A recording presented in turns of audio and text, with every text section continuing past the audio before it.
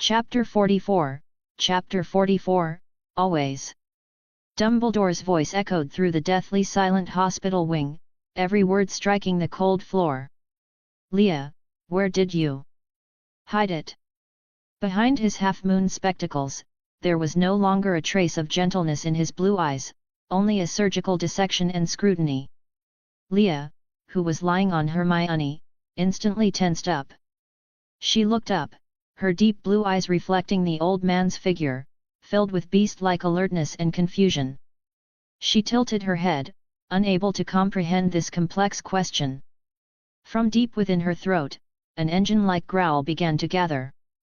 The long white tail wrapped around Hermione's wrist, like a living shackle, tightened coil by coil. A silent warning.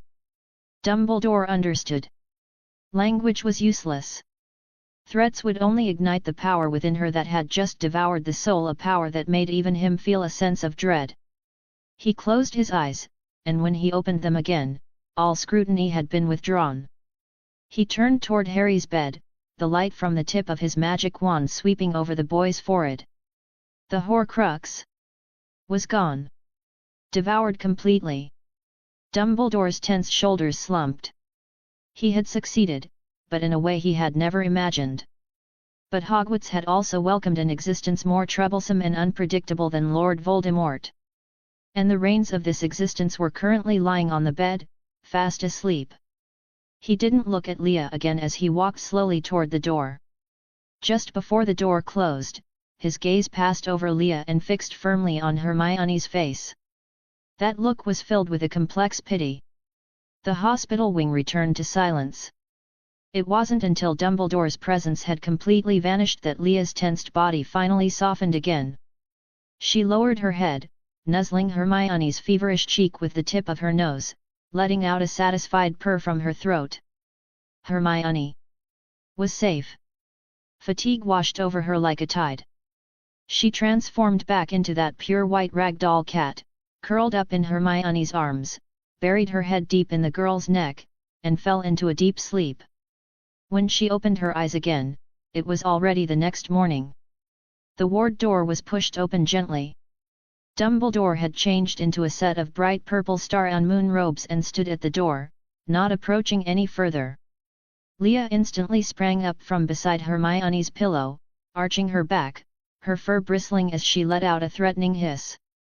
"Don't be nervous, child." Dumbledore smiled, as if he didn't see her hostility. He took a small saucer of warm milk from his sleeve and used his magic wand to make it float lightly onto the bedside table. A test. To test if she still retained a cat's instincts, or if last night's predation had turned her into something else. Leah's gaze never left Dumbledore from start to finish, completely ignoring the saucer of milk. "I've already uploaded 40 chapters of this story on Patreon. If you enjoy it, come check out the latest chapters in advance. Here's the link. patreon.com/greyhounds. Thank you so much for your support. And if you're enjoying it, drop a power stone for me." Chapter 45, Chapter 45. The white cat by the pillow instantly transformed into human form. Dumbledore instantly updated his assessment. Her protective instinct took priority over all biological instincts. "It seems," he whispered to himself, "Miss Granger is indeed very special to you." Just then, "Leah!" A weak call came from the bed. Hermione's eyelashes fluttered, and she suddenly opened her eyes. The first thing she did upon waking was sit up, her eyes searching the empty room in panic. "I'm here." The white cat by the pillow instantly transformed into human form, tightly hugging her arm from behind and burying her face in Hermione's warm shoulder. Her voice was thick with the attachment of something lost and found, tinged with a sob. Feeling the soft, warm body in her arms and confirming her presence, Hermione's nerves, which had been tensed all night, suddenly snapped, and tears instantly burst from her eyes. She suddenly reached back and hugged Leah tightly, her strength so great it was as if she wanted to press her into her own bones. "That's great. You're okay. You're really okay." Dumbledore watched this scene quietly until Hermione's sobbing subsided slightly. "Miss Granger," he spoke, his voice calm yet with its usual gentleness. Hermione raised her tear-streaked face.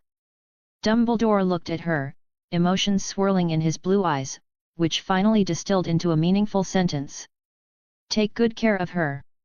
Sometimes, love and protection are a more powerful restraint than any spell." These words were like a heavy brand, searing into Hermione's heart. She seemed to understand something, yet also seemed to grasp nothing at all. She only felt a vast, suffocating responsibility, one she could not yet comprehend, falling onto her shoulders. After saying this, Dumbledore turned and left. He still had to find Snape to arrange some things. Leah's situation was even more complex than he had thought.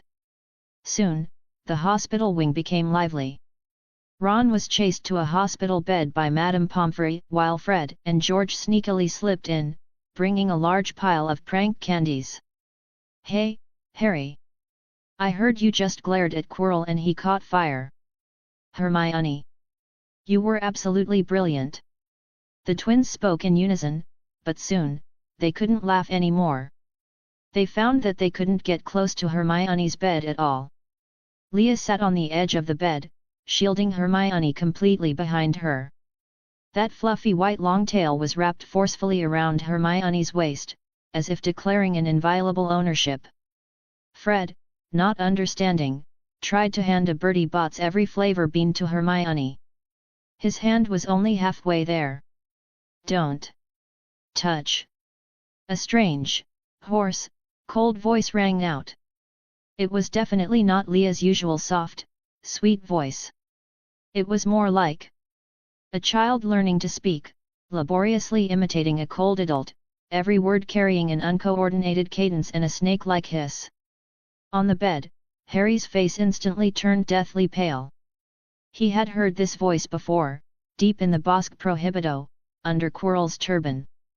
Fred's hand froze in mid-air, and he exchanged a "this prank went too far" look with George. Leah slowly turned her head. There was no trace of human emotion in those deep blue eyes. Deep within her pupils, that faint green halo rotated slowly like the entrance to hell. She stared at Fred and, in that awkward and hair-raising tone, declared word by word, "Hermione is mine." The air in the entire ward instantly froze. Hermione was also stunned. She looked at Leah's extreme reaction, then at the horrified expressions of the twins and Ron, and her heart skipped a beat for some reason. But the next second, she suddenly found it a bit funny. She gently wrapped her arms around Leah's waist from behind, rested her chin lightly on her shoulder, and blew a breath onto her sensitive cat ears, as if soothing a bristling kitten. "Yes, I'm yours," she said with a smile, her voice full of doting. The stiffness in Leah's body instantly dissolved. She nuzzled Hermione's cheek contentedly, turned back, and buried her face in the crook of Hermione's neck. Then, a hoarse, cold whisper, like a snake's tongue, sounded against her ear. "Always." The smile that had intended to soothe Leah instantly froze on Hermione's face. "I've already uploaded 40 chapters of this story on Patreon. If you enjoy it, come check out the latest chapters in advance. Here's the link. patreon.com/greyhounds. Thank you so much for your support. And if you're enjoying it, drop a power stone for me. Chapter 46, Chapter 46, Your blood tastes terrible. That word, whispered right against her ear, was like an icy needle piercing her brain. Forever. Hoarse, cold, it didn't belong to Leah, or even to a human. The doting smile on Hermione's face froze instantly. The warm body in her arms felt as if its temperature was being drained away, and even her own blood began to run cold. "Leah." Hermione's voice was dry as she tried to look at the girl's face. But Leah only buried her head deeper, as if acting spoiled, or perhaps hiding something. The air in the hospital wing solidified. The shock on the faces of Ron and the twins stiffened into masks. They instinctively backed away, their heels hitting the floor with a dull thud. Fred's hand, frozen in mid-air, jerked back as if it had been burned. Hermione, George spoke dryly, trying to break the dead silence, we just came to bring some sweets. Right. To celebrate. Fred immediately stuffed the Bertie Bott's every flavor beans into Ron's arms as if getting rid of a cursed object. We remembered we forgot some prank materials. We're leaving now. The twins practically bolted out of the hospital wing. They were prank geniuses, not exorcists. Holding the box of candy, Ron looked at the door, then at Hermione and the silver-haired girl nestled intimately against her. He couldn't say a single word. The real blow came from Harry. The scar on his forehead began to burn, the sharp sting making his breath hitch. That tone, that snake-like hiss. It wasn't an imitation. It was a recurrence. Hermione. Harry's voice was frighteningly dry as he stared intently at the seemingly harmless cat girl, every word squeezed through his teeth. That wasn't her voice. It was Lord Voldemort. Hermione's body gave a violent shudder. Lord Voldemort. Fear, like an icy tide, instantly submerged her mind. But only for a second. Another stronger, more frantic thought overwhelmed everything else. Dumbledore's words echoed in her head: love and protection are a more powerful restraint than any spell. Hermione lowered her head and rubbed her cheek against the top of Leah's silver hair. She looked up, her gaze meeting those eyes with a ring of dark green, her voice returning to that drippingly sweet tenderness. Leah, it's okay, I'm here. They're friends, our friends. She said the words are softly and slowly, as if taming her, or more likely, declaring ownership. Leah let out a satisfied purr in her arms, and that suffocatingly cold aura quietly dissipated. When she raised her head and her deep blue eyes looked at Harry and Ron again, the ghostly green ring had faded, leaving only pure dependence and bewilderment. It was as if the terrifying presence that had just declared forever was merely an illusion. I've already uploaded 40 chapters of this story on Patreon. If you enjoy it, come check out the latest chapters in advance. Here's the link. patreon.com/greyhounds. Thank you so much for your support. And if you're enjoying it, drop a power stone for me. Chapter 47, Chapter 47. Harry and Ron exchanged a look. Harry and Ron exchanged a look, seeing unspeakable complexity and a hint of fear in each other's eyes. The door to the hospital wing closed behind them. The noisy chatter in the corridor came to an abrupt halt. As soon as Harry, Ron, and Hermione stepped out, they felt like three sheep thrown into a pack of wolves.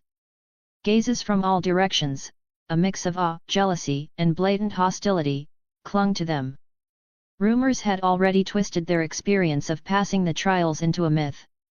Gryffindor saw them as heroes, while Slytherin viewed them as thorns in their side. Hermione held Leah, looking straight ahead with her chin slightly raised. She needed a target to test the reins she had just acquired. And the target had delivered itself. Look, the Savior and his loyal sidekicks. A drawling, malicious voice rang out. Draco Malfoy, accompanied by Crabbe and Goyle, blocked their path.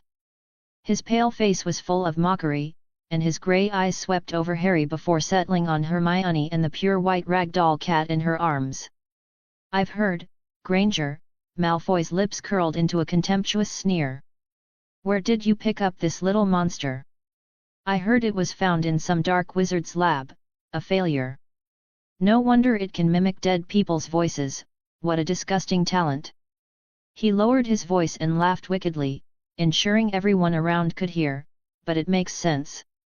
Defective creatures always need to find an equally lowly master. You're a perfect match, a mudblood and a half-blood. Half-blood. The word was like a poison-tipped needle, accurately piercing Hermione's sore spot. Hermione's face darkened instantly. But in the next second, her gaze turned cold.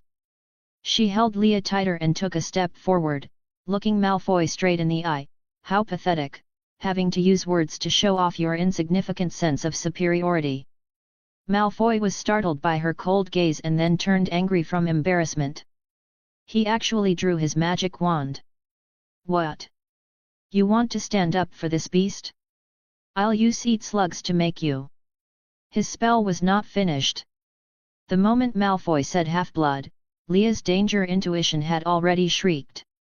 A white shadow exploded from Hermione's arms. A storm of white fur and silver hair, moving in a trajectory that defied the laws of physics, slammed into Malfoy instantly. Ah! A short cry escaped Malfoy's throat as his magic wand flew out of his hand, and he clutched his other hand tightly. 3 deep gashes, showing the bone, tore across the back of the hand he had used to hold the wand. Blood instantly stained his pristine white cuff. Crabbe and Goyle stepped back in shock, dumbfounded. Harry and Ron were also stunned. But what horrified them even more was that the white light that had caused the injury didn't land. It unfurled in midair in a twisted posture. The petite ragdoll cat had vanished. A silver-haired catgirl with bare feet landed steadily in front of Hermione, shielding her. Having experienced her 4th death, Leah's figure had grown a size larger and become more shapely, but her aura was now so sharp that one didn't dare look at her directly. She slowly bared her sharp canine teeth at the terrified and pained Malfoy, a continuous low growl rumbling deep in her throat. In those pure blue eyes, there was no longer any trace of soft cuteness or dependence. Only cold, pure killing intent. And deep in her pupils, a ring of ominous ghostly green was burning fiercely. She raised her hand, which was still dripping blood and had nails as sharp as knives, and tilted her head to lick a bead of blood from her fingertip. Then, she looked at Malfoy, her voice clear and cold. It was no longer an imitation of anyone's tone, but her own coldness, a blend of innocence and cruelty. Your blood tastes terrible. I've already uploaded 40 chapters of this story on Patreon. If you enjoy it, come check out the latest chapters in advance. Here's the link. patreon.com/greyhounds. Thank you so much for your support. And if you're enjoying it, drop a power stone for me. Chapter 48, Chapter 48, My home has dried fish that can do backflips. Leah, come back. Hearing Hermione's call, Leah immediately lost interest in Malfoy and trotted back into Hermione's arms. Purr. A wronged guttural sound came from the furball as her small head rubbed hard against Hermione's chin. It was as if she hadn't been the one tearing into someone's flesh just moments ago, but rather as if her soft paw pads had been hurt by the rough school robes. The corridor was dead silent. Malfoy even forgot to shout his usual "My father will hear about this." He looked at his nearly destroyed hand, gasping for air with a wheezing sound in his throat, and fled toward the hospital wing on all fours, supported by Crabbe and Goyle. Hermione.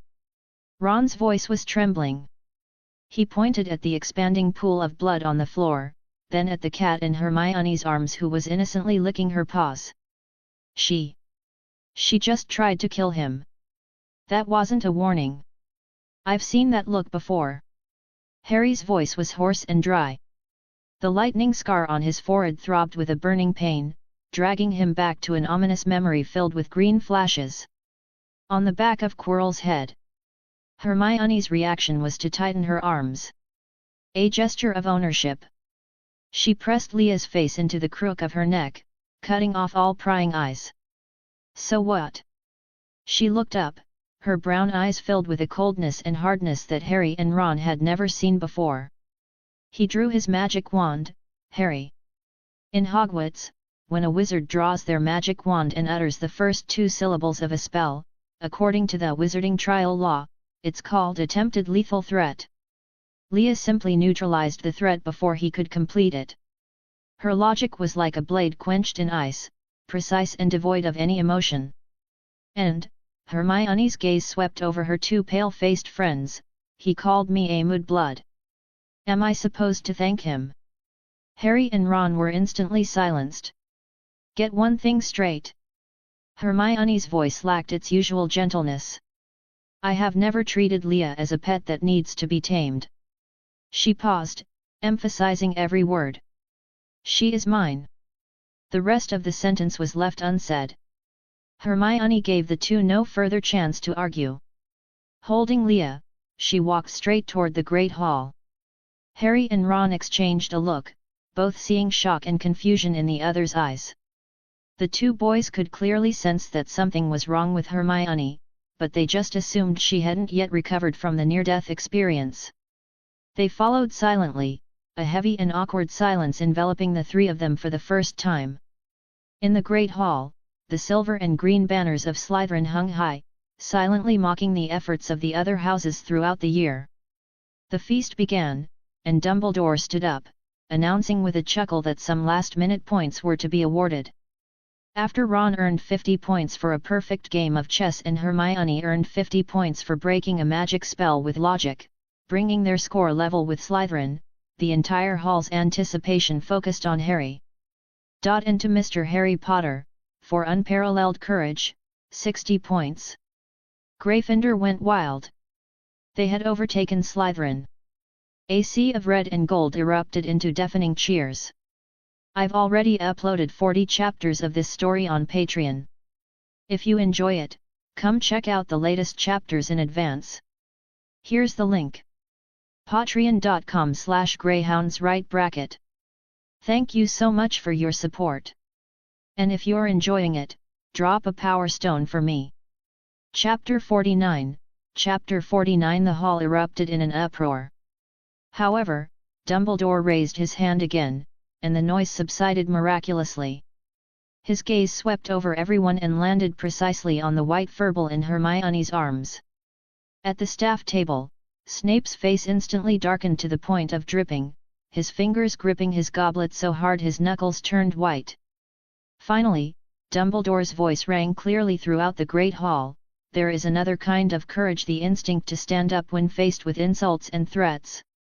Just now, Mr. Draco Malfoy used a severely insulting and discriminatory slur against Miss Granger and was the first to draw his magic wand in an attempt to cast a spell." The hall erupted in an uproar. Countless gazes shot toward the Slytherin table, then turned toward Hermione with shock and uncertainty. And Miss Leah, Dumbledore's eyes rested on Hermione's arms with a hint of amused appreciation, in the face of her companion being pressured by both verbal assault and magical threat, showed the purest loyalty and the most efficient defense. He paused, letting the hall digest this startling definition. "For this, I award Gryffindor House another 10 points." The Great Hall fell into a dead silence. Awarding points to a cat? Because she scratched a Slytherin student? This was a first in the history of Hogwarts. Principal.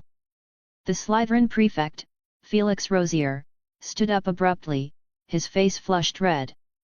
The school rules clearly state that students must not engage in malicious attacks. That thing, it seriously injured Draco. The smile vanished from Dumbledore's face. His bright blue eyes peered through his half-moon spectacles, quietly watching the standing student. No words were spoken, but an invisible, mountain-like pressure instantly enveloped the entire Slytherin table. "Mr. Rosier," Dumbledore's voice was calm but carried an unquestionable authority, "are you questioning whether the principal of Hogwarts is unable to distinguish between a malicious attack and legitimate self-defense in the face of a potentially lethal threat?" Felix's face turned from flushed red to deathly pale. Under the combined murderous glares of Dumbledore and Snape sitting nearby, he sat down, drenched in cold sweat, not daring to utter another word. With a casual wave of Dumbledore's hand, the silver and green banners on the ceiling were instantly replaced by the red and gold lion. "And now, let the feast begin." The Gryffindor students were stunned for 3 seconds before erupting into a celebration that nearly brought the roof down. Amidst this ocean of noise, Hermione carved out a space of tranquility for herself and Leah. She took a small object wrapped in a handkerchief from her robe pocket and gently opened it. A small wooden spoon and a small fork with a rounded, smooth head and no sharp edges. "I went to see Professor McGonagall," Hermione's voice reached Leah's ears clearly, cutting through all the surrounding noise. "I traded my perfect score in Transfiguration for the entire semester to have her permanently solidify this temporary magic. This is yours. Leah looked at the familiar, non-aggressive utensils, her bright blue eyes blinking. With a flash of white light, Leah transformed back into the catgirl with waist-length silver hair, sitting steadily beside Hermione, her snow-white long tail naturally curling around Hermione's waist. She picked up her round-headed spoon and, somewhat awkwardly but with great seriousness, scooped a small piece from the caramel pudding Hermione pushed toward her and put it in her mouth. Sweet and smooth. Leah narrowed her eyes happily, a satisfied purr coming from her throat. The corner of Hermione's mouth curved into a possessive smile she didn't even notice herself. This was her Leah. Hey, Hermione! Ron squeezed over, his mouth stuffed with chicken legs. The winning of the house cup had washed away the earlier unpleasantness. We won. Seriously, what are your plans for the summer holidays? My mum invited Harry to the burrow, do you want to come too? Harry also looked at her expectantly. Yeah, Hermione, come along. We can all go to Diagon Alley together to buy things. Summer holidays. A word that had to be faced. Yeah, I'll bring Leah along when the time comes. Hermione picked up a napkin and gently wiped the pudding stain from the corner of Leah's mouth, then tenderly stroked her white cat ears, which were twitching slightly from chewing. She lowered her head and whispered a question to Leah. Leah, do you want to come see my bed at home? The dried fish you didn't finish last time is still in the jar by my pillow. I've already uploaded 40 chapters of this story on Patreon. If you enjoy it, come check out the latest chapters in advance. Here's the link. patreon.com/greyhounds. Thank you so much for your support. And if you're enjoying it, drop a power stone for me. Chapter 50, Taking the Catgirl Home Again. Hermione gently tapped the tip of Leah's nose with her fingertip, watching as the catgirl narrowed her eyes comfortably at the action, a faint and satisfied purr vibrating in her throat. I'm full. Leah put down the small round-headed spoon and haphazardly wiped her mouth with a napkin. The next second, she flopped onto the chair and turned back into that snowy, fluffy ragdoll cat. With a light leap, she jumped accurately into Hermione's warm embrace and familiarly found the most comfortable position to curl up in, her long, fluffy tail sweeping across Hermione's arm now and then with a lazy itchiness. Hermione skillfully held the cat with one hand while using the other to carefully wipe Leah's mouth with a tissue, only standing up to leave after confirming she was clean. Leaving already? Ron asked indistinctly, his mouth still stuffed with a piece of pudding. The feast is far from over. Dumbledore hasn't even told any jokes yet. Not everyone has two stomachs like you, Ron. Hermione rolled her eyes at him, though her lips couldn't help but curve upward. The warmth and softness in her arms put her in an excellent mood. We have to go back and pack our luggage. If you don't want to be on the train tomorrow with dark circles under your eyes, you'd better eat faster too. Got it, Mom, Ron made a face, drawing a muffled laugh from Harry. On the way back to the Gryffindor common room, the three of them joked and played around. The previous friction seemed to have been completely melted away by the revelry of the house cup, and the atmosphere was lively.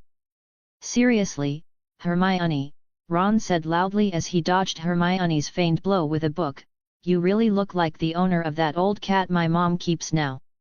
Oh, wait, Leah is 10,000 times prettier than that old and ugly Crookshanks.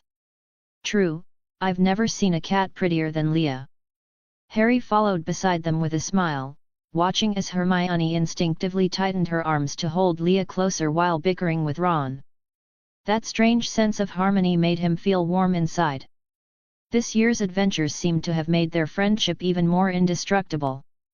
Though he still didn't know why there were things needing adventures in Hogwarts, the safest place in the world. At the dormitory door, the three finally parted reluctantly. Hermione spent most of her time on Leah. As she took out the velvet jewelry box and solemnly placed the cleaned, exclusive utensils inside, Leah, who had already changed back into her catgirl form, leaned in curiously, her head tilted and silver hair cascading down. "These are yours," Hermione whispered to her. "Use these for meals from now on. They've been enchanted with magic and will never hurt you." Leah nodded half understandingly, then reached out a small hand to gently touch the rounded little fork, her eyes fixed intently on what Hermione took out from the bedside table, the glass jar of dried fish. It was as if she were looking at the love of her life. Hermione laughed and poured 2 pieces into her palm. Leah immediately curled them away with her pink tongue, narrowing her eyes happily. Her 2 cat ears twitched slightly as she chewed, a look of total satisfaction on her face. The next morning, the Hogwarts Express roared amidst the steam. I've already uploaded 40 chapters of this story on Patreon. If you enjoy it, come check out the latest chapters in advance. Here's the link. patreon.com/greyhounds. Thank you so much for your support. And if you're enjoying it, drop a power stone for me. Chapter 51. Chapter 51. The 3 of them found a compartment as usual. The 3 of them found a compartment as usual. Leah had fallen asleep curled up on Hermione's lap in her catgirl form. Her tail, like a living white scarf, snuck out from under her robes and wrapped around Hermione's waist. "Hey, look at this!" Ron opened a pack of Bertie Bott's every flavor beans like he was showing off a treasure. "Harry, dare to have one? I bet it's not booger flavored." "You're on." Harry was not to be outdone. Just as the 2 were about to start their battle, Ron suddenly remembered something and said to Hermione in a low, mischievous voice, "Hermione, want to give one to Leah too? She's definitely never had them. I bet she'd like the sardine flavor." "Ron Weasley!" Hermione hissed in a low voice. "Do you want her to taste earwax or vomit? If you dare bring that thing within a centimeter of her, I'll turn you into a real slug." "Just a joke." "Merlin's beard." Ron immediately raised his hands in surrender, making Harry laugh out loud. After the train had been traveling for a few hours, the food trolley passed by. "Anything from the trolley, dears?" "A whole lot." Ron waved grandly, then looked at Harry piteously. "Harry, you pay first." "I'll pay you back with the socks made by house elves I got over the summer break." Hermione shook her head with a smile, ignoring the 2 clowns. She took out the insulated food box from her bag. Once opened, the aroma of meticulously cooked salmon and a small pinch of catnip instantly filled the entire compartment. She gently woke Leah and used the exclusive little fork to pick up a small piece of pink fish, blowing on it before feeding it to Leah. Leah opened her mouth bleary-eyed, and after eating it, she was fully awake. Her deep blue eyes sparkled, and the tip of her tail swayed happily and uncontrollably. "Merlin's beard," Ron watched the exquisite fish and swallowed hard. "Hermione, you're being way too biased. Leah eats better than the Minister for Magic." Harry also leaned in to look, commenting sincerely, "It really does look good." "Hermione, you're a genius at taking care of people." "Of course I am." Hermione raised her chin proudly, but her movements became even more gentle as she fed Leah bite by bite, enjoying the girl's complete reliance on her. The jokes and banter between friends, and Hermione's focused, almost obsessive favoritism, formed a warm and vivid picture. Their bond had long since transcended words, capable of embracing every side of one another. The train finally pulled slowly into London King's Cross Station. Platform 9 3/4 was bustling with noise. Various sounds surged like ocean waves, causing Leah, who was used to the silence of the wild, to instantly tense up. Hermione noticed immediately. She helped Leah tidy her hair and took her cold little hand. "Hold on to me. Don't be afraid, I'm here." Leah nodded and gripped back tightly. The warmth and strength of that hand were her only barrier against the noise of the world. Although it wasn't her first time stepping into Hermione's muggle world, Hermione's hand was as reassuring as ever to the cat. "Hermione," a gentle female voice called out. An intellectual-looking middle-aged couple walked over quickly. They were dressed in proper muggle clothing, with kind smiles on their faces. Dad. Mom. Hermione let go of Leah and stepped forward to hug her parents tightly. After the hug, Mrs. Granger affectionately stroked her daughter's hair. Her gaze then fell upon the girl behind her daughter, who was so beautiful she didn't look real and was nervously clutching the edge of Hermione's clothes. She noticed the pair of white cat ears twitching slightly amidst the silver hair and the long, fluffy tail hidden uneasily behind her. "Oh, Leah, long time no see. I hope you liked the Christmas present from last time." Leah couldn't yet handle such direct enthusiasm and appeared a bit flustered. Thank you. All right, Dad, Mom." Hermione took Leah's hand again and pulled her to her side in an unquestionable protective stance. "Let's head back first. Oh, I forgot to tell you, Leah will be staying with me this summer too." "Oh." The Grangers exchanged a look, seeing the inquiry in each other's eyes. Hermione met her parents' gaze with a firm tone. Her situation is rather special and she needs someone to look after her. At Hogwarts, I'm responsible for her. At home, it's the same. I've already decided. Looking at the seriousness on their daughter's face that went beyond her years, the Grangers finally smiled with helpless affection. Mrs. Granger stepped forward and said gently to the somewhat bewildered Leah, "Of course, no problem. Welcome, Leah. Hermione's friend is our friend." As she spoke, she tentatively reached out and, as if handling a treasure, gently stroked Leah's cat ears. Leah's body stiffened, but under Hermione's reassuring gaze, she slowly relaxed. The soft texture made Mrs. Granger let out a small exclamation of wonder. "My goodness," she whispered to Hermione, "I think I understand why you like her so much." Hermione's cheeks turned slightly red, but she gripped Leah's hand even tighter. "I've already uploaded 40 chapters of this story on Patreon. If you enjoy it, come check out the latest chapters in advance. Here's the link. patreon.com/greyhounds. Thank you so much for your support. And if you're enjoying it, drop a power stone for me." Chapter 52, Chapter 52, No. That's way too advanced. A suspicious flush crept up Hermione's cheeks. She didn't respond to her mother's teasing, but simply gripped Leah's hand tighter. The strength of her grip was less about comforting and more about staking a claim of ownership. "All right, let's get in the car." Mr. Granger cleared his throat, resuming his role as the head of the family as he led the way to the parking lot. As she sat inside the spacious Ford, Leah's body tensed up again. This was still an experience she found difficult to adjust to. This iron box called a car was cramped and enclosed, smelling of a mix of leather, plastic, and a strange fragrance. Accompanied by the low rumble of the engine starting, it still made her feel uneasy. A warm hand covered her fist, which had turned white-knuckled from the strain. "It's all right, it's safe," Hermione's voice whispered in her ear, carrying a reassuring magic. "It's taking us home." Leah turned her head and saw Hermione's sincere eyes, which were filled with "trust me." Only then did her tense muscles begin to relax, bit by bit. She still stayed very close, practically clinging to Hermione. Her long tail peeked out from under the hem of her robes, like a soft, snow-white blanket draped over their overlapping legs. Mr. Granger's hand on the steering wheel gave an imperceptible tremor. In the rearview mirror, he could clearly see the girl's silver hair, her pale face, and the lingering wariness in her sky-blue eyes.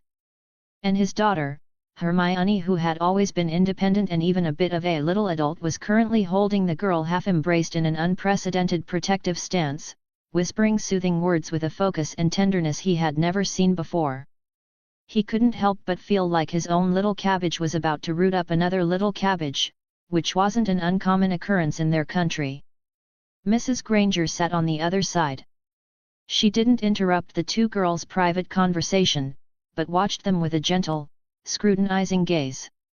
As a mother, she could sense the overflowing, almost tangible love and sense of responsibility coming from her daughter. She had originally thought her daughter had just kept a particularly clever magical pet that could turn into a human. But now, it seemed things were far more complicated than she had imagined. From that brief meeting at Christmas to this inseparable behavior, that level of care had transcended mere affection for a pet. The car drove smoothly into a quiet middle-class neighborhood, finally stopping in front of a two-story house with a beautiful garden. "We're here," Hermione said, her voice carrying a hint of the lightness of returning home. Leah followed Hermione into the space she had visited once before. A familiar scent, a mix of books, disinfectant, and a faint floral fragrance filled her nose. Everything here was orderly, polished floors, neat bookshelves, and warm family photos of the Grangers hanging on the walls. "I've already uploaded 40 chapters of this story on Patreon. If you enjoy it, come check out the latest chapters in advance. Here's the link. patreon.com/greyhounds. Thank you so much for your support. And if you're enjoying it, drop a power stone for me." Chapter 53, Chapter 53. This was the smell of home. This was the smell of home. "Are you hungry?" Mrs. Granger had already changed into her house clothes and peeked out from the kitchen with a beaming smile. "I specifically bought some fresh salmon to grill. No pepper or onions." Leah instinctively looked at Hermione, as if seeking instructions. Hermione nodded to her and encouraged, "Mom's grilled fish is very delicious." Having received permission, Leah moved in small steps to the dining table. On a clean white porcelain plate sat a small piece of steaming, fragrant fish. Beside it, Hermione had already opened the velvet box and taken out the set of round-tipped cutlery, skillfully placing them by her hand. The Grangers watched this scene, their eyes meeting again. They hadn't felt this way during the brief encounter at Christmas. But now, this had become a natural daily routine. Their daughter, the always rigorous and self-disciplined Hermione who valued logic above all, was now caring for another girl's daily life with an almost instinctive skill, right down to the choice of utensils. This left them with mixed feelings, both the pride of seeing their daughter grow up and a subtle sense that their cabbage already belonged to someone else. After dinner, Leah seemed to relax quite a bit. Under Hermione's gaze, she transformed back into her ragdoll cat form. A large, fluffy, snow-white bundle, she curled up elegantly on the armrest of the living room sofa, her blue eyes half squinted as she lazily surveyed the new home where she would be staying long-term. Overwhelmed with affection, Mrs. Granger brought over a small saucer of warm milk and placed it in front of her. Leah sniffed it but didn't drink. Instead, she reached out to paw at Hermione's trouser leg. Hermione was discussing a summer reading list with her mother. Seeing this, she smiled dotingly. She walked over, dipped a finger into the milk, and brought it to Leah's mouth. Only then did Leah stick out her pink tongue to lick it clean, even licking Hermione's fingertip as if she hadn't had enough. Mrs. Granger watched in amazement and lowered her voice to her husband, "See that? She only recognizes Hermione. She only trusts me," Hermione said, her tone carrying unabashed pride and satisfaction. Night gradually deepened, and the evening news played on the television. Hermione and her mother were washing dishes in the kitchen, leaving only Mr. Granger with his newspaper and the cat on the sofa in the living room. Mr. Granger's gaze drifted again and again from the edge of the newspaper toward that fluffy white creature. So beautiful. That long fur was like clouds or snow, and those eyes were like the purest sapphires. Just one pet. Definitely not a second time. He put down the newspaper, cleared his throat, and stood up as if nothing were wrong, walking toward the sofa. His movements were slow, like he was approaching a wary bird in the forest. Leah's ears twitched slightly, but she didn't open her eyes. Closer. Even closer. Mr. Granger's hand slowly reached out, his fingertips trembling slightly with anticipation. He could almost feel the intoxicatingly soft touch that the long fur was about to provide. Just a second before his fingertips were about to touch that patch of snow white. Swish! The white cat on the sofa vanished instantly. Mr. Granger's hand froze in mid-air, touching only cold air. He looked up in bewilderment, only to see a white shadow darting silently into the kitchen at a speed difficult for the naked eye to track. I've already uploaded 40 chapters of this story on Patreon. If you enjoy it, come check out the latest chapters in advance. Here's the link. patreon.com/greyhounds. Thank you so much for your support. And if you're enjoying it, drop a power stone for me. Chapter 54. Chapter 54. Mr. Granger awkwardly withdrew his hand. A cat's meow came from the kitchen, followed by the uncontrollable giggles of Hermione and her mother. Mr. Granger awkwardly withdrew his hand, his face flushing red as he quickly walked to the kitchen door. He saw the snow-white ragdoll cat crouching at Hermione's feet, her long fluffy tail curled upward, intimately yet possessively wrapping around Hermione's calf. The cat looked up and gazed at him quietly with those sky-blue eyes. There was no hostility in that gaze, only a declaration so clear it couldn't be clearer. I only want her. Hermione felt her calf tighten. That fluffy touch carried an undeniable sense of possessiveness that made her heart skip a beat, and a strange sense of satisfaction welled up within her. That's right, you are mine. A voice whispered quietly in her heart. Mr. Granger stood frozen for a moment, then laughed helplessly. He glanced at his daughter. Hermione was looking down at the tail wrapped around her ankle, her face wearing a smile he had never seen before, a mix of doting indulgence and absolute satisfaction. All right, Leah, stop fooling around. Hermione bent down, gathered the cat into her arms, and skillfully scratched her chin, eliciting a comfortable purr.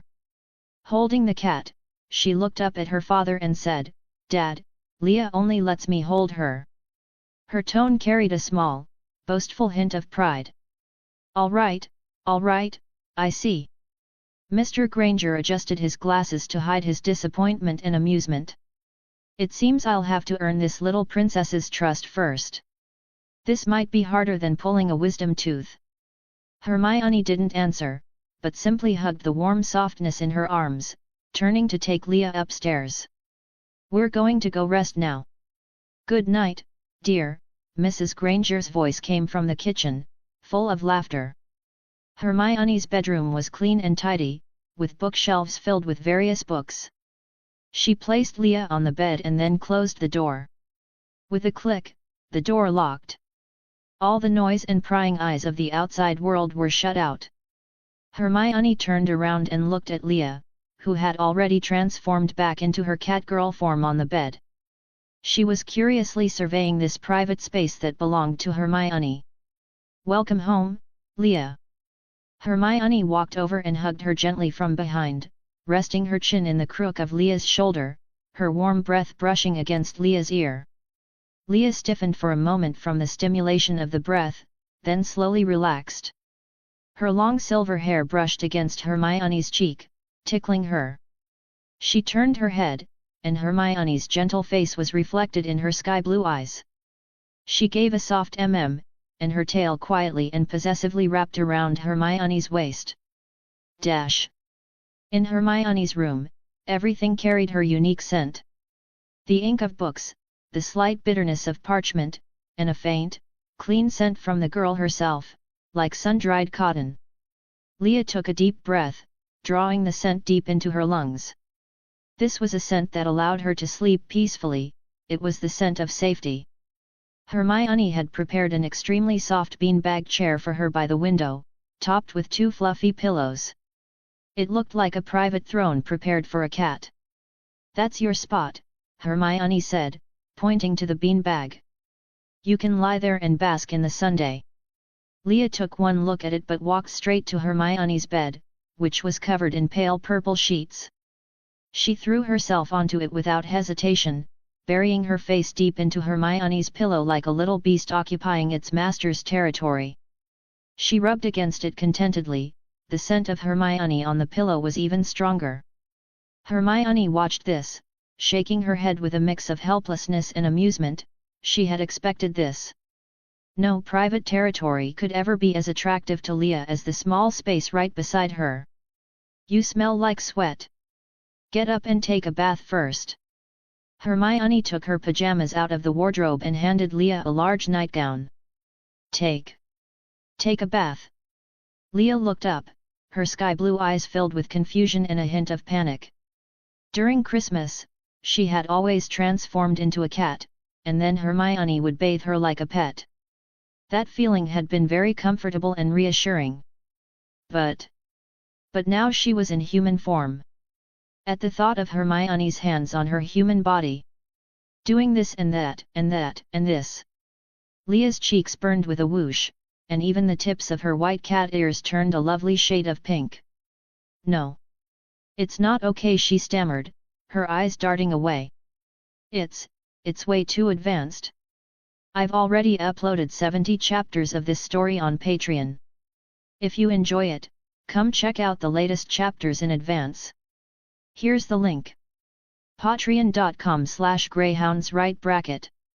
Thank you so much for your support. And if you're enjoying it, drop a power stone for me. Chapter 55, Does Love Hurt? Sometimes it does. Leah curled up on the bed and transformed into a cat. Seeing this, Hermione skillfully carried Leah into the bathroom. The bathroom was filled with swirling steam. The process was full of clumsy intimacy. Leah squinted her eyes comfortably, letting Hermione help rinse her fur while letting out a satisfied purr from her throat. When she walked out wrapped in Hermione's large bathrobe, the little kitten, fresh from her bath and still soaking wet, had water dripping from her hair. At dinner time, a wonderful harmony appeared at the Granger family dinner table. The Grangers were still trying hard to treat Leah as an ordinary classmate of their daughter who was staying over. But their behavior betrayed them. Leah, try these beans. Oh, sorry, maybe you don't like. Mr. Granger handed over a spoonful of baked beans, then awkwardly pulled it back, remembering that cats didn't seem to eat them. Mom, where is Leah's fish? Hermione asked directly. Here it is, here it is. Mrs. Granger immediately brought out a small plate from the kitchen like she was presenting a treasure. On it was a piece of cod, carefully deboned and lightly pan-fried in butter, garnished with 2 sprigs of green broccoli. Thank you, ma'am, Leah said softly, then picked up the small round-tipped fork Hermione gave her and began to eat in small bites. Her eating posture was elegant, carrying a certain feline nobility, yet she appeared exceptionally serious because of her love for the food. Her cat ears twitched slightly with her chewing, and the Grangers watched her without blinking. They felt like they weren't eating with their daughter's classmate, but rather watching a documentary of some rare animal feeding. Night fell. Leah changed into Hermione's pajamas. The hem of the t-shirt barely covered her thighs, leaving her 2 straight, slender calves exposed, while her long, fluffy tail extended from behind, restlessly sweeping across the bed sheets. She curled up beside Hermione, watching as Hermione pulled a hardcover book with exquisite illustrations from the bookshelf. Hans Christian Andersen's Fairy Tales. I'll read you a story. Hermione opened the book and found The Little Mermaid. In a steady and clear tone, she began to tell the story of the Little Mermaid who, in pursuit of a world she didn't belong to and to gain the prince's love, was willing to endure great pain and eventually turned into sea foam. Leah listened very intently. In her world, there was only survival, hunting, flight, and death. Love, sacrifice, asking for nothing in return. These concepts were like a language from another dimension to her, strange and distant. Why? When Hermione read about the Little Mermaid trading her voice for legs, where every step felt like treading on knife points, Leah couldn't help but speak up, her voice light and filled with confusion. Why would she hurt herself? Hermione closed the book and looked at her, because she loved that prince. Love sometimes makes people do irrational things. Does love hurt? Leah's blue eyes were filled with pure bewilderment. Sometimes it does. Hermione thought for a moment, organizing her words, but the happiness it brings makes you feel like all that pain is worth it. Leah half understood. She lowered her head, looking at her tail wrapped around Hermione's wrist, then looked up at Hermione. Hermione gave her shelter, making her feel warm and safe. She was willing to take a killing curse for Hermione. Was that love too? But she didn't feel pain, she only knew that she absolutely could not let Hermione suffer any harm. Go to sleep. Hermione ruffled her hair and turned off the bedside lamp. The room fell into darkness, with only the moonlight peeking through the gaps in the curtains, casting a silver glow.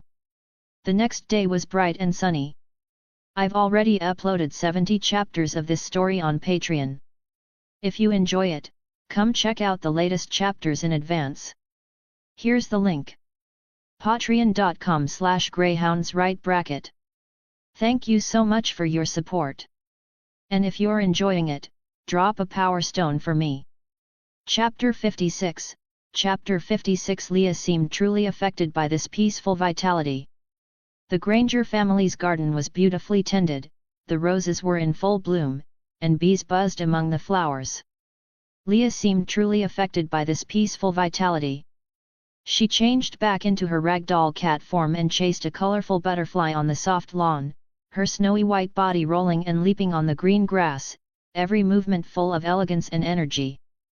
Mr. Granger leaned back in his lounge chair, pretending to read the Times, but his eyes behind the newspaper didn't leave the lively cat for a single second.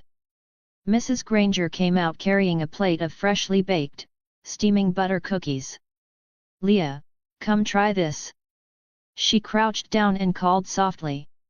The white cat stopped her chase, walked over with elegant feline steps, sniffed the sweet-smelling cookie, then stuck out her pink tongue and carefully licked a bit of the cream on top. The next second, she squinted her eyes in happiness. Mrs. Granger was moved to laughter by her cute appearance, feeling her heart melt from the cuteness. Seeing this scene, Mr. Granger finally couldn't hold back anymore. He put down the newspaper, cleared his throat, and slowly approached in what he thought was his most kind and non-threatening manner. "Lovely weather, isn't it?" he said, while slowly reaching out his hand, his target clear that fluffy back that looked like it would feel wonderful to touch. This time, Leah didn't run away immediately. She simply stopped licking the cream and looked up, her sapphire-like eyes quietly watching Mr. Granger. Then, she let out a very low, very soft grumble. It wasn't a threat, but more like a warning, a clear demarcation of boundaries. Mr. Granger's fingers stopped less than a centimeter from her back. Just as he was hesitating whether to move forward or retreat, the white cat turned elegantly and walked toward Hermione, who was sitting on the grass reading. She didn't jump directly into Hermione's arms like last time. Instead, in front of everyone, right beside Hermione, her body was enveloped in a soft light and rapidly lengthened and transformed. A few seconds later, the petite and exquisite catgirl was sitting steadily by Hermione's side. She didn't say anything, she just picked up one of Hermione's hands from the grass and then placed that hand on top of her own head. After doing all this, she also rubbed comfortably against Hermione's palm, letting out a satisfied purr, while her deep blue eyes glanced at Mr. Granger, who was frozen in place. That look clearly conveyed a message. "See? Only she can pet me. Mr. Granger." Mrs. Granger couldn't hold it in any longer and burst out laughing. Hermione was also stunned for a moment, her face flushing red, but a strange, domineering sense of satisfaction welled up in her heart. Obediently, and with a hint of showing off, she gently stroked Leah's smooth silver hair and the slightly twitching cat ears on top of her head. The afternoon passed in such a warm atmosphere, tinged with a curious sense of possessiveness. In the evening, the afterglow of the setting sun dyed the sky a warm orange-red. Hermione and Leah sat side by side on the bedroom windowsill, watching the quiet street below, watching neighbors walk and children ride their bicycles past with laughter.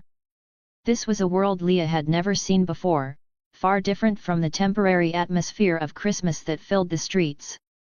This daily life had more of a human scent. That night, Hermione didn't read fairy tales again, she just softly told Leah interesting stories from her childhood, how she fell into a rose bush the first time she rode a bike, and how she pestered her parents for a month to get an out-of-print book. Leah listened quietly, her body leaning against Hermione, feeling the body heat coming from her. She felt like a small boat that had drifted in a storm for too long and had finally found a warm harbor where it could anchor forever. Just then, the doorbell rang downstairs.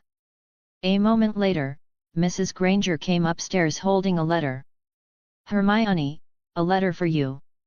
The envelope was an ordinary Muggle envelope with a stamp, and the postmark showed it was from London. Hermione opened the letter and scanned it quickly. It was from Ron. In his crooked handwriting, he excitedly confirmed the date for them to go to Diagon Alley to buy supplies for the new school year. It was next week. "I've already uploaded 70 chapters of this story on Patreon. If you enjoy it, come check out the latest chapters in advance. Here's the link. patreon.com/greyhounds. Thank you so much for your support. And if you're enjoying it, drop a power stone for me." Chapter 57, Chapter 57, The Flow Network. The kitty instantly becomes a little coal ball. Ron's letter was like a pebble thrown into a calm lake, creating a ripple named Hogwarts in the warm summer afternoon of the Granger home. The agreement to go to Diagon Alley next week caused the fire of a top student to reignite in Hermione's eyes. A few days later, a solemn-looking owl finally brought the official notice. Hermione unrolled the parchment list, her finger sliding across each line.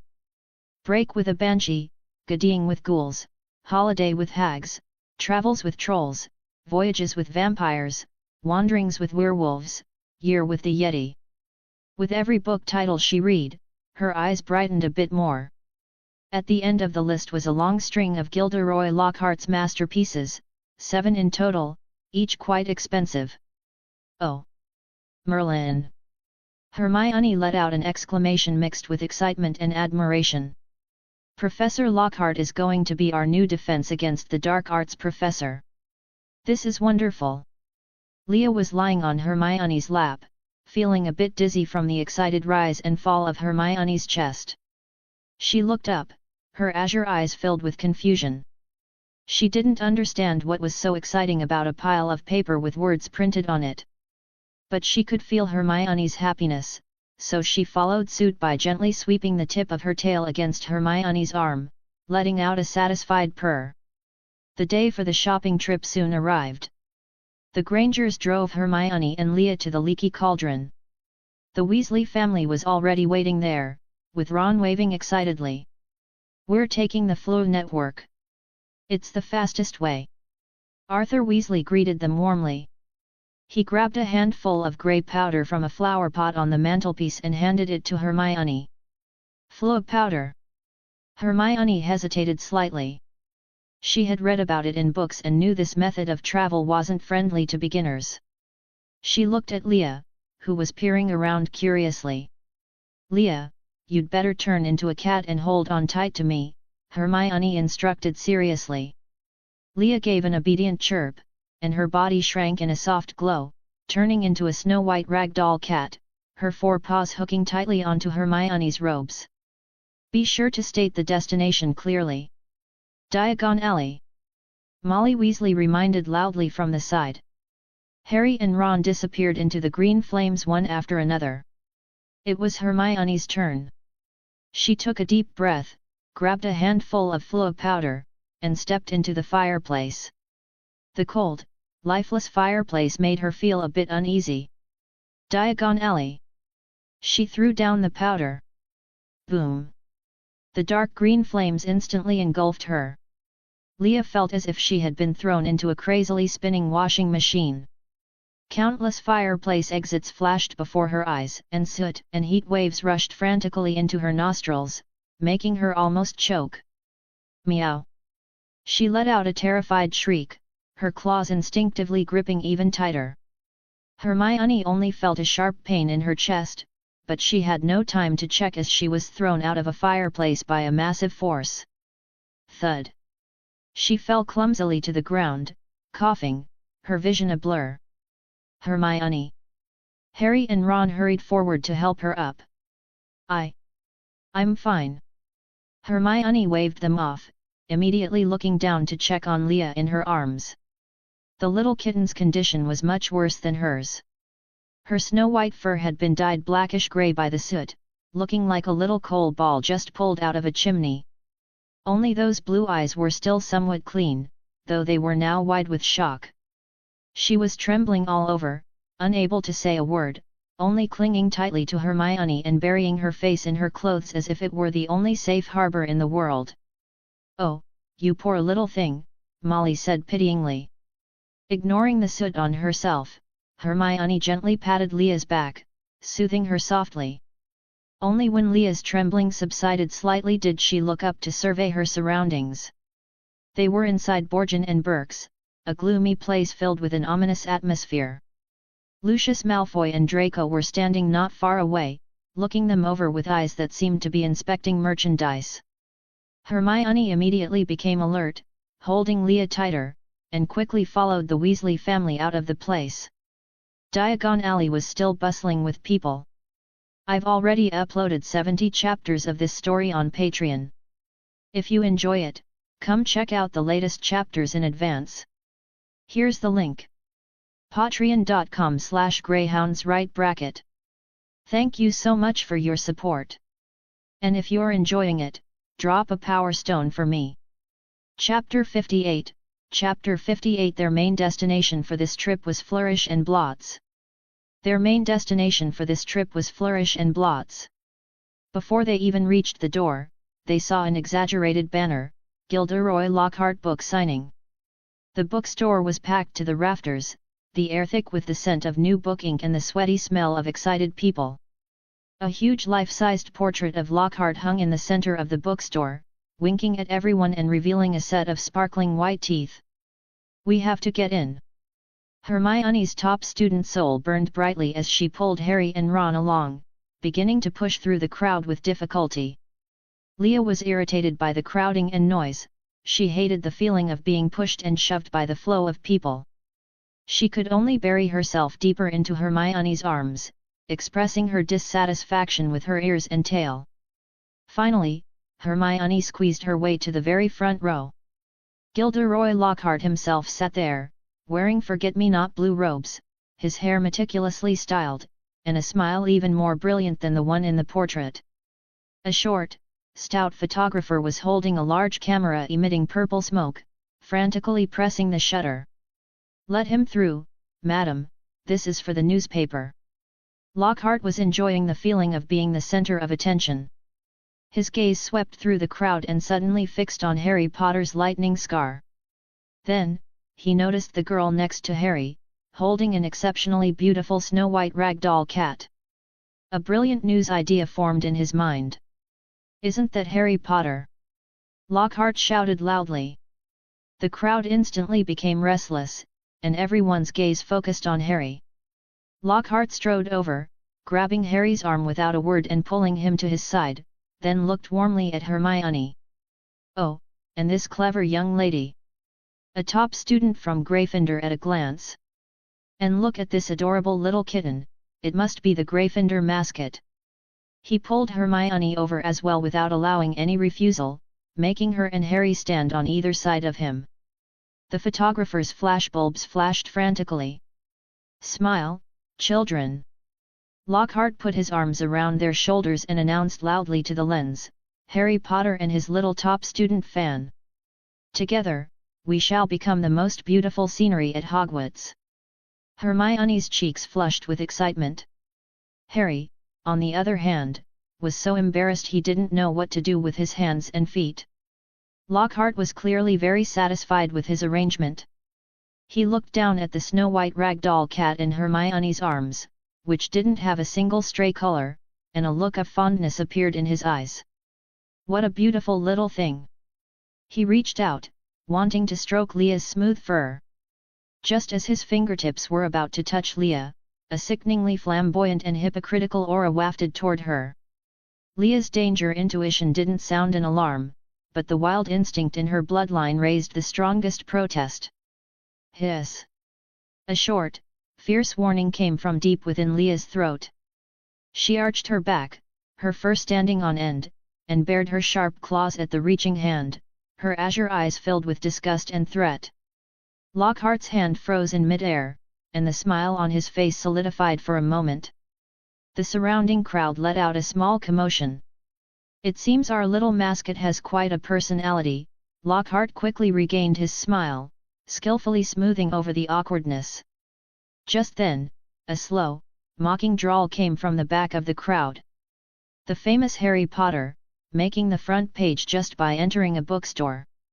The crowd parted to make a way, and Lucius Malfoy and his son Draco walked in. Lucius's gaze swept over the worn robes of the Weasleys, over Harry, and finally landed on Hermione and the Leah in her arms.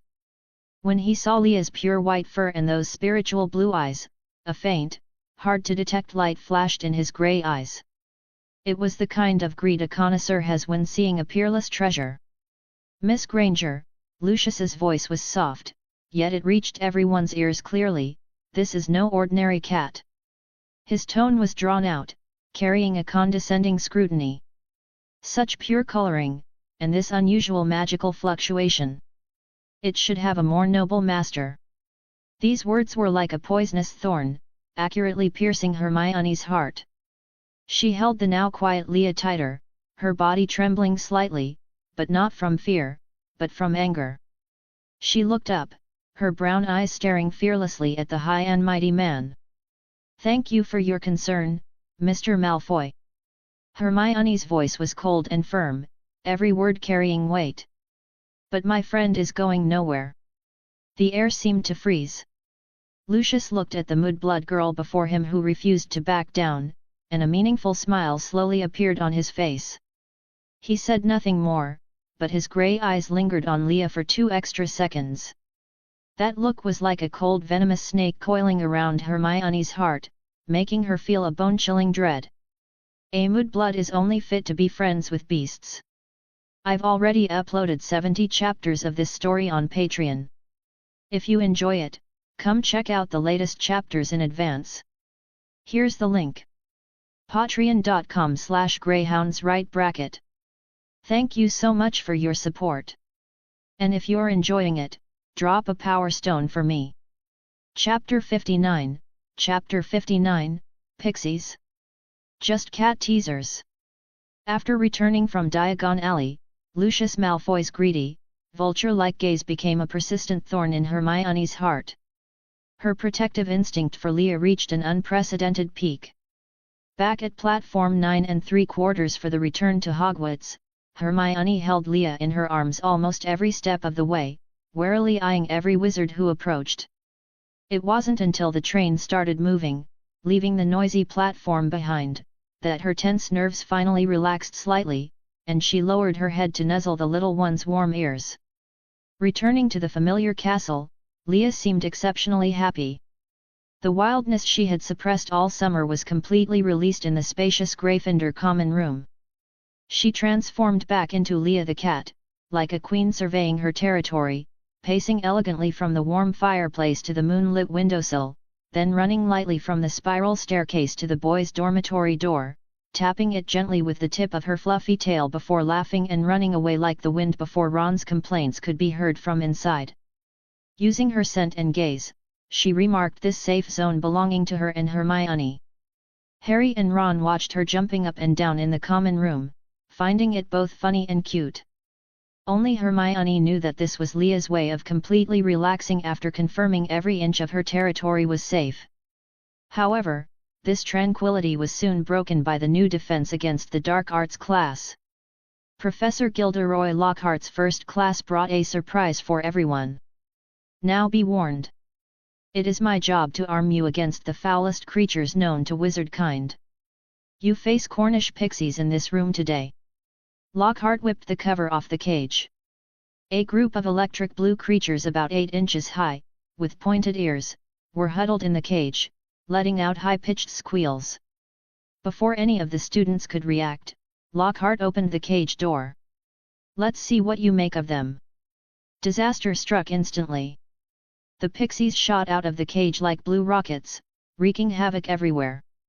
They shrieked in high-pitched voices, smashing ink bottles against the walls and shredding books into flying fragments.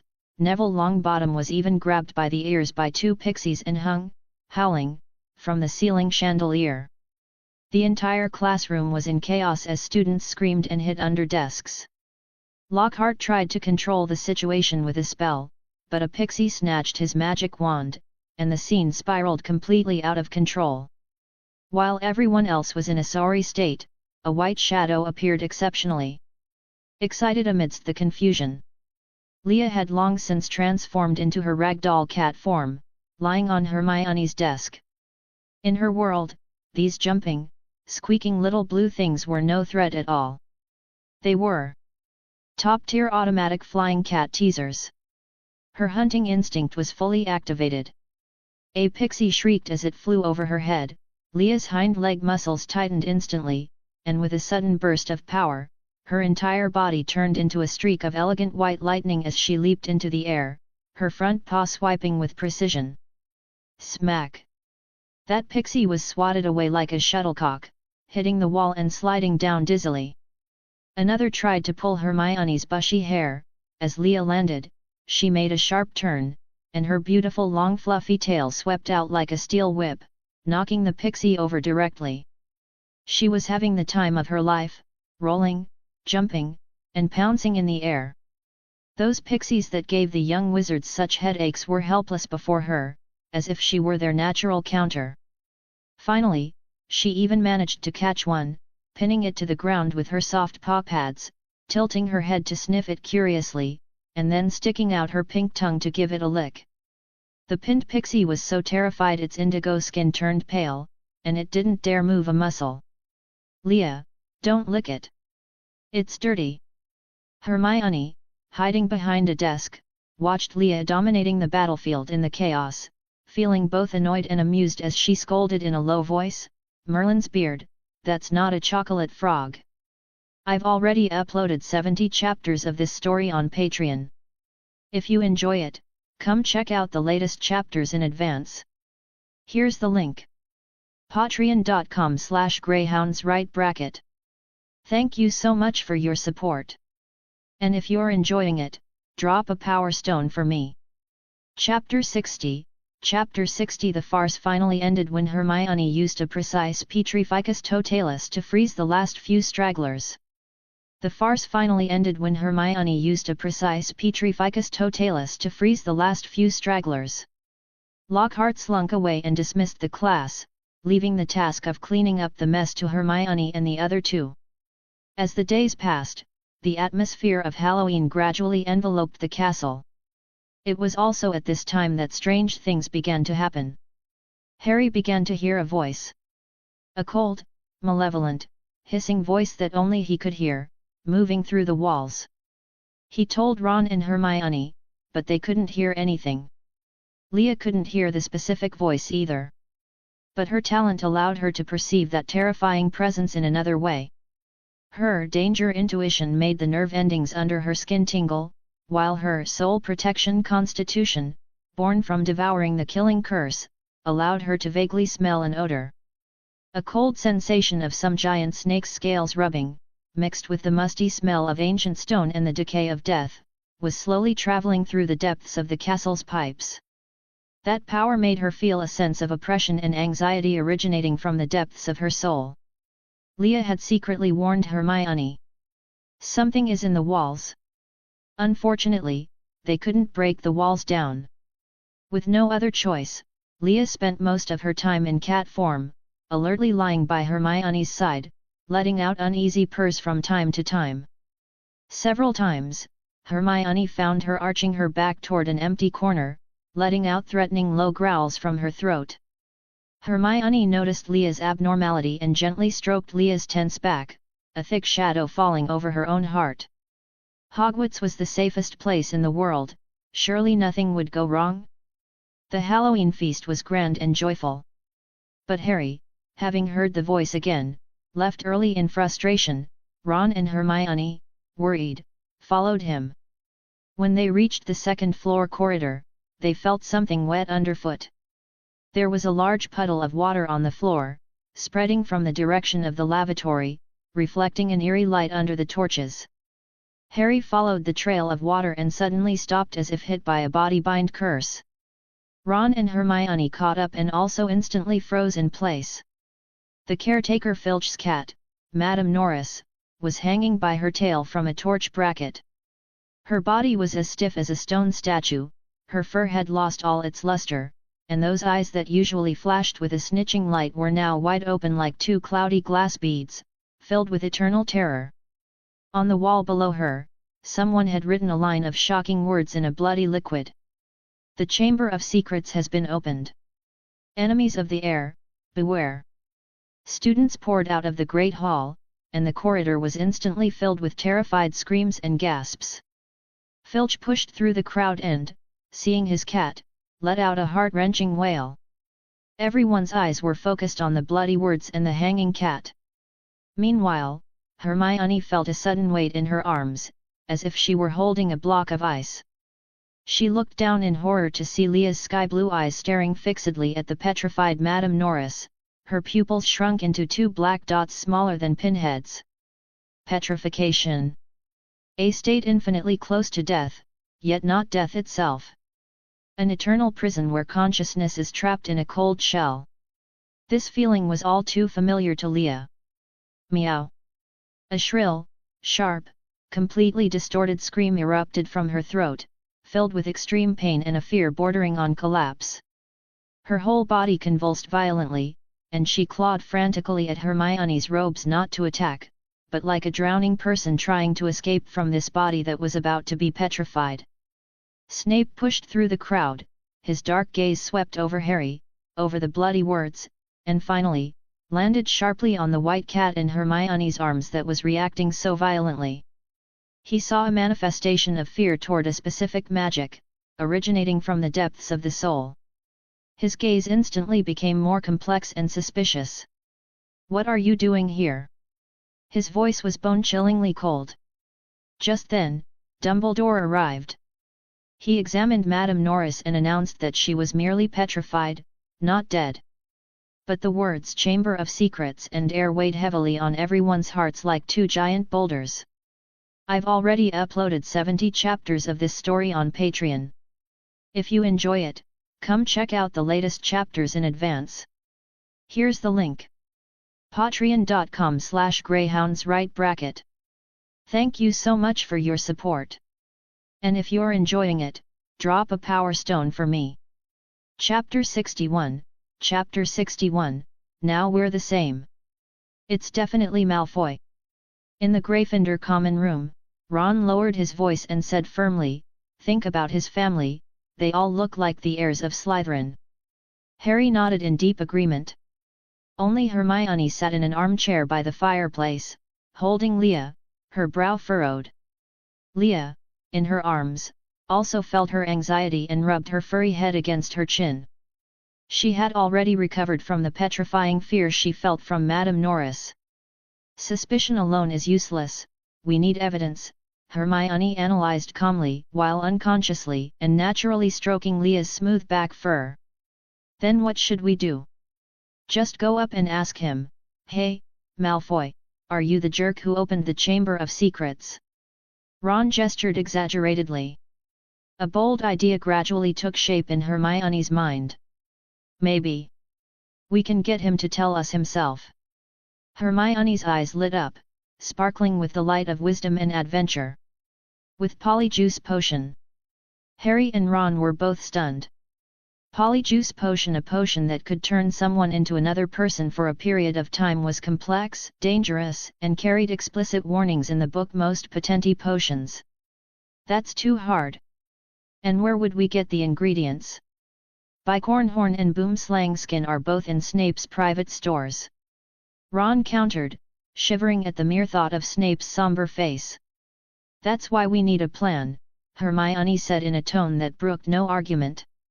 She had fully entered her top student battle mode. The heavy responsibility of brewing the potion naturally fell on Hermione's shoulders. The secret base they chose was the abandoned girls' bathroom on the second floor, Moaning Myrtle's territory. A large, dusty cauldron was set up, and Hermione meticulously prepared the initial ingredients, following the instructions in most Patenti potions, which she had borrowed from the library's restricted section. Giggle. What mischief are you up to? A translucent ghost of a girl with pigtails emerged from a toilet, floating in midair and eyeing them curiously. She was moaning Myrtle. Myrtle's gaze was soon drawn to Leah in Hermione's arms. Leah was sitting on the sink in her catgirl form, her snow-white long tail twitching occasionally as she looked back with equal curiosity at this person who could pass through walls. Wow, a girl with cat ears! Myrtle floated over, circling Leah. You're so cute! Much more fun than those smelly boys. Leah found this non-corporeal, icy cold existence very novel. She wasn't afraid of her. As Myrtle floated closer, Leah reached out with a soft paw pad and swiped tentatively. Her claws passed through Myrtle's translucent body without resistance, bringing a strange, chilly sensation. Giggle. Myrtle was amused, letting out a series of shrill laughs. Leah tilted her head and tried again, with the same result. She seemed to find it interesting, and for the next while, she stayed on the sink, constantly using her claws to catch the floating Myrtle, having the time of her life. Brewing the potion took time, and the most crucial ingredients had to be stolen from Snape's office. The plan unfolded during potion class. As planned, Harry threw a lit filibuster firework into Goyle's cauldron. Bang! Thick green liquid erupted from the cauldron, and the entire dungeon was instantly shrouded in foul-smelling smoke. Students screamed as they dodged, and Snape roared as he went to deal with Goyle, who was covered from head to toe. The scene was chaotic. That was the signal. Hermione's eyes met Leah's, and she gave her a tense look. Leah's body instantly turned into a streak of white light, silently darting out from Hermione's arms. She remained in her petite ragdoll cat form, her four paw pads making no sound on the cold stone tiles, a natural master of stealth. In the chaos, no one noticed this white lightning flying close to the ground. I've already uploaded 70 chapters of this story on Patreon. If you enjoy it, come check out the latest chapters in advance. Here's the link. patreon.com/greyhounds. Thank you so much for your support. And if you're enjoying it, drop a power stone for me. Chapter 62. Chapter 62. Leah jumped onto a shelf. Using her memory of the terrain and her natural feline stealth, she moved under the desks and chairs, easily slipping into Snape's unguarded office. Outside, Hermione blocked the doorway with her body, pretending to be choked by the smoke and coughing violently, her eyes fixed on the office out of the corner of her eye, her heart in her throat. Leah jumped onto a shelf. The office was filled with the mixed scents of various herbs and strange materials, but her nose was exceptionally keen, quickly identifying the scents described in most Patenti potions. Bicorn horn. Boomslang skin. Found them. The storage cabinet door was only ajar. Just as she was about to hook it open with her claws, Snape's increasingly impatient roar echoed from outside the dungeon, and footsteps seemed to be moving this way. Leah's fur stood on end, and her heart hammered in her chest. Just then, a violent cough from Hermione, as if she were trying to hack up her lungs, rang out in the classroom, successfully making Snape's footsteps falter and turn toward her. "Miss Granger, if you wish to cough up your lungs, I wouldn't mind helping you along." Leah seized those precious few seconds. She skillfully hooked open the cabinet door with her claws, picked up a small packet of dried snakeskin in her mouth, and then precisely flicked a small piece of horn out of a jar with her claw, pinning it down with another. Having succeeded, she immediately retraced her steps, slipping back to Hermione's feet like a ghost before the smoke cleared, and surreptitiously stuffed the items into her bag. Hermione felt the movement in her bag, and her heart finally half settled. A few weeks later, the polyjuice potion was finally ready. It was like thick, dark green mud, bubbling in the cauldron. Now, only the final step remained, adding the target person's hair. Harry and Ron had successfully obtained hairs from Malfoy's two lackeys Goyle and Crabbe. Hermione, meanwhile, had luckily plucked a hair from the robes of a Slytherin girl named Millicent Bulstrode. "Is everyone ready?" Hermione divided the potion into 3 parts and poured them into 3 glasses. Harry and Ron looked at the revolting liquid in the glasses, their expressions twisting. The 3 of them clinked glasses and then downed the potion as if facing death. It tasted like cabbage that had been boiled for a month. Harry felt his insides churning and melting. His body convulsed, his skin bubbled, and he watched as his palms grew larger and coarser. Ron underwent the same painful process. Soon, 2 tall, burly figures with hairstyles like coconut shells Goyle and Crabbe appeared in the bathroom. "Hermione? How are you doing?" Harry spoke, but what came out was Goyle's low, raspy voice. One of the stall doors was tightly locked. Hermione's painful groans came from within, but she refused to come out. "Hermione, we're out of time," Ron urged anxiously. "You guys go first." I think something's gone wrong." Hermione's voice sounded strange, heavy with tears and despair. Harry and Ron exchanged a look and decided to leave first. After they left, silence returned to the bathroom. Leah crawled out of Hermione's robe pocket, transformed back into her catgirl form, and walked to the locked stall door. She could feel Hermione's frustration, panic, and an overwhelming sense of shame. "Hermione," she whispered. There was no response, only muffled, shallow sobs. Leah tilted her head, her body shrinking once more in a shimmer of light, turning into a ragdoll cat. She easily squeezed through the narrow gap under the door. Then, she was stunned. Sitting on the floor of the stall was a monster. The monster wore a Hogwarts uniform, but her face was not Hermione's face at all. That face was covered in soft brown fur, her eyes had turned yellow with the vertical pupils characteristic of felines, and several long, slightly trembling whiskers had grown above her mouth. Most prominent were the pointed, furry cat ears sprouting from her bushy brown hair. Those ears were pinned back uneasily, showing the owner's extreme embarrassment and fear. Hermione heard the movement, looked up, and saw Leah who had squeezed in. Her yellow eyes instantly filled with tears, looking incredibly aggrieved. She instinctively tried to cover her face with her hands, but felt only fur, which made her break down further, large tears rolling down. Leah stared blankly at Hermione's new appearance. She didn't feel afraid, nor did she find it funny. She just tilted her head, her sapphire blue eyes showing a hint of pure confusion and an indescribable sense of kinship. The same ears. The same form. We are the same now? This thought flashed through Leah's mind. She walked with an elegant feline gait, lightly jumping onto the sink and leaning in toward Hermione. Then, under Hermione's stunned gaze, Leah used her own furry cheek to gently and tenderly rub against Hermione's equally furry cheek. The sensation was soft and warm. Purr. Purr. A satisfied and soothing purr came from her throat, as if she were expressing the most direct welcome and acceptance to a bewildered fellow creature who had just joined the pack. Her tail also curled up, gently hooking around Hermione's trembling wrist. "We are the same now. Don't be afraid." Hermione felt the soft touch on her cheek, heard the familiar purring that seemed to soothe all anxiety, looked at her own ridiculous half-human, half-cat appearance in the mirror, and then at Leah's serious "we are the same" kind expression. Shame, annoyance, helplessness, and a hint of absurd warmth, all sorts of emotions intertwined. Those newly grown cat ears twitched uncontrollably because of Leah's proximity, and then slowly, very slowly, they perked up.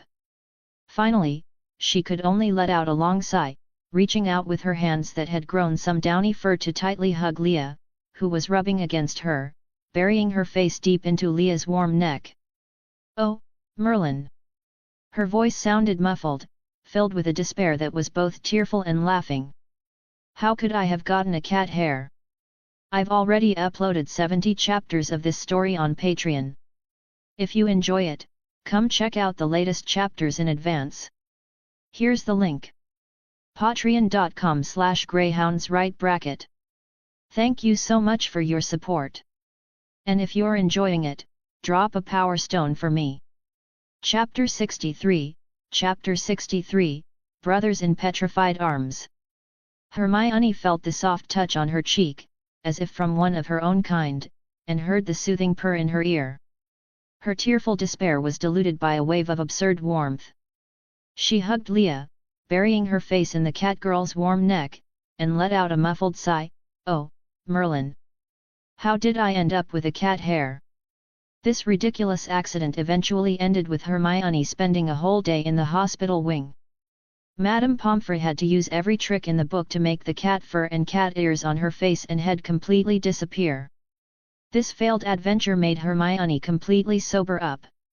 The threat of the Chamber of Secrets was far more lethal than she had imagined, and Leah's thrilling stealth mission in Snape's office made her even more fearful in hindsight. After leaving the hospital wing, Hermione seemed like a different person. She no longer participated in Harry and Ron's far-fetched guesses, but instead devoted all her time to the library. She wanted to find the answer, using knowledge and logic to replace reckless action. Leah became her little tail and exclusive book carrier. The little catgirl walked with light steps, holding several large volumes in her hands, while her tail curled around a copy of Hogwarts, a history that was bigger than her head, following closely behind Hermione. She would place the books on the table and then lie obediently by Hermione's side, her deep blue eyes scanning the surroundings alertly. Not even the slightest rustle could escape her ears. Hermione's fingers flew across the ancient pages, as lines of text were swallowed into her mind. The victims were only petrified. Colin, Justin, and Nick. They all saw the attacker through something. Colin's camera, Justin saw the ghost Nick is a ghost. She murmured to herself, her brain working at high speed. What kind of thing has a gaze that can kill, but when seen through a reflection, the effect is weakened? Leah tilted her head. She couldn't understand those complex words, but she could feel the aura of extreme focus radiating from Hermione. Finally, on a certain page of a book from the restricted section titled Most Dangerous Magical Creatures, Hermione's finger stopped. It was a medieval-style engraving depicting a giant serpent with a feathered crest on its head. A basilisk. The king of serpents. Hermione's voice trembled slightly, born from a toad's egg hatched by a rooster. Its gaze can take a life instantly, but seeing it through a mirror or other reflection only results in deep petrification. Found it. All the clues connected into a single line at this moment. Harry can hear the voice because he is a Parselmouth. The monster is moving through the pipes. That's why only he can hear it. Hermione excitedly tore off a piece of parchment and quickly wrote pipes with her quill, then drew a heavy snake, a basilisk, beside it. She had to tell Harry and Ron about this discovery immediately. No, she needed more direct evidence. Evidence that could prove it to Dumbledore, otherwise Dumbledore might not necessarily believe the word of a young wizard. She had to see it for herself. That afternoon, Hermione left the common room alone. She told Harry and Ron she was going to the library to look something up, but she quietly brought along a small makeup mirror she had found in the girls' dormitory. Leah sensed something was wrong. Since morning, every nerve under her skin had been sounding an alarm. That familiar, hair-raising danger intuition was stronger than ever before. I've already uploaded 70 chapters of this story on Patreon. If you enjoy it, come check out the latest chapters in advance. Here's the link. patreon.com/greyhounds. Thank you so much for your support. And if you're enjoying it, drop a power stone for me. Chapter 64, Chapter 64. She followed Hermione step by step like a most loyal knight, the fur all over her body slightly bristling. That aura, a mixture of death and an ancient giant serpent, seemed to be seeping in from all directions of the castle, making her restless, a worried low growl escaping her throat. She followed Hermione step by step like a most loyal knight, the fur all over her body slightly bristling. "Don't worry, Leah, I'm just going to verify a theory." Hermione sensed Leah's tension and soothed her in a low voice, but her pace did not stop. They walked along the second-floor corridor where Madame Norris had been found. It was deserted. The last rays of the setting sun cast long, eerie shadows from the high windows. The air was thick with a lingering chill. Leah's unease reached its peak. She pressed tightly against Hermione's calf, the low growl in her throat almost uncontrollable. Her soul protection talent allowed her to clearly perceive that a malice purely directed at life was nearby. Hiss! A faint sound came from inside the wall. Hermione stopped immediately, her heart pounding. She raised the small mirror in her hand, nervously aiming it at the corner ahead. Almost at the same instant, Leah felt it. A deathly aura capable of freezing the soul, like a literal tsunami, rushed toward them from around the corner. A massive head covered in dark green scales slid silently out from behind the corner. It was thicker than a grown man, with a blood-red feathered crest fluttering atop its head. The most terrifying part was those eyes. A pair of huge, yellow, serpent-like eyes. In the mirror in Hermione's hand, those eyes were clearly reflected. Time seemed to freeze at this moment. Her body suddenly stiffened, the expression on her face still frozen in tension and focus. Her pupils dilated the moment she saw the image in the mirror, and the luster of life quickly faded from her eyes. Hermione was petrified. Her whole body remained in the posture of holding up the mirror, turning into a lifelike statue. And Leah had been staring straight ahead from the beginning. Her task was to protect Hermione, and all her attention was focused on the direction of the source of danger. She had no mirror. She did not look through any reflection. Leah used her own eyes to directly, completely, and clearly see those giant yellow eyes containing ancient death magic. Boom! An experience more terrifying than being hit by the Avada Kedavra curse. Her soul felt as if it were instantly ripped out and stuffed into a block of eternal ice. No struggle, no suspense. Leah's petite body stiffened instantly, the light in her deep blue eyes extinguished at a visible speed, turning completely into a deathly grayish white. The life aura within her drained away faster and more thoroughly than when she was hit by the killing curse. In less than a second, her warm body became like Hermione's cold and hard. A perfect, pure white catgirl sculpture. Thud! The petrified Hermione lost her balance and fell straight backward. Thud! The dead Leah fell as well, landing beside her. The piece of parchment with the truth written on it, which Hermione had been clutching, slipped from her stiff fingers and drifted lightly onto the cold stone floor. The giant basilisk's cold gaze swept over the human and the cat. No signs of life. It flicked its tongue, and its massive body silently slid back into the shadows of the wall, disappearing from sight. In the empty corridor, only two statues remained lying on the ground, with a slip of paper recording the fatal truth lying quietly to the side. I've already uploaded 70 chapters of this story on Patreon. If you enjoy it, come check out the latest chapters in advance. Here's the link. patreon.com/greyhounds. Thank you so much for your support. And if you're enjoying it, drop a power stone for me. Chapter 65, Chapter 65, Just Petrification. Good heavens! Professor McGonagall's cry pierced the dead silence of the corridor, carrying a hint of irrepressible trembling. She had discovered this scene, more horrific than any nightmare, during her routine patrol. The two cold stone statues were quickly sent to the hospital wing. Madame Pomfrey held her magic wand, the light of her diagnostic spell sweeping over Hermione. It's petrification, just like the previous victims, her soul is imprisoned, she breathed a sigh of relief. As soon as the mandrakes are mature, she can be cured. Her magic wand then pointed at Leah, and everyone's hearts leaped into their throats. The light swept over Leah, but it was like a stone sinking into the ocean, with no reaction at all. Madame Pomfrey's face turned pale, she reached out to check Leah's breath, then tremblingly felt for her carotid artery. No breath, no heartbeat. Her body was like a piece of marble just hauled from the polar ice seas, cold and hard without a trace of life's warmth. She's dead, Albus.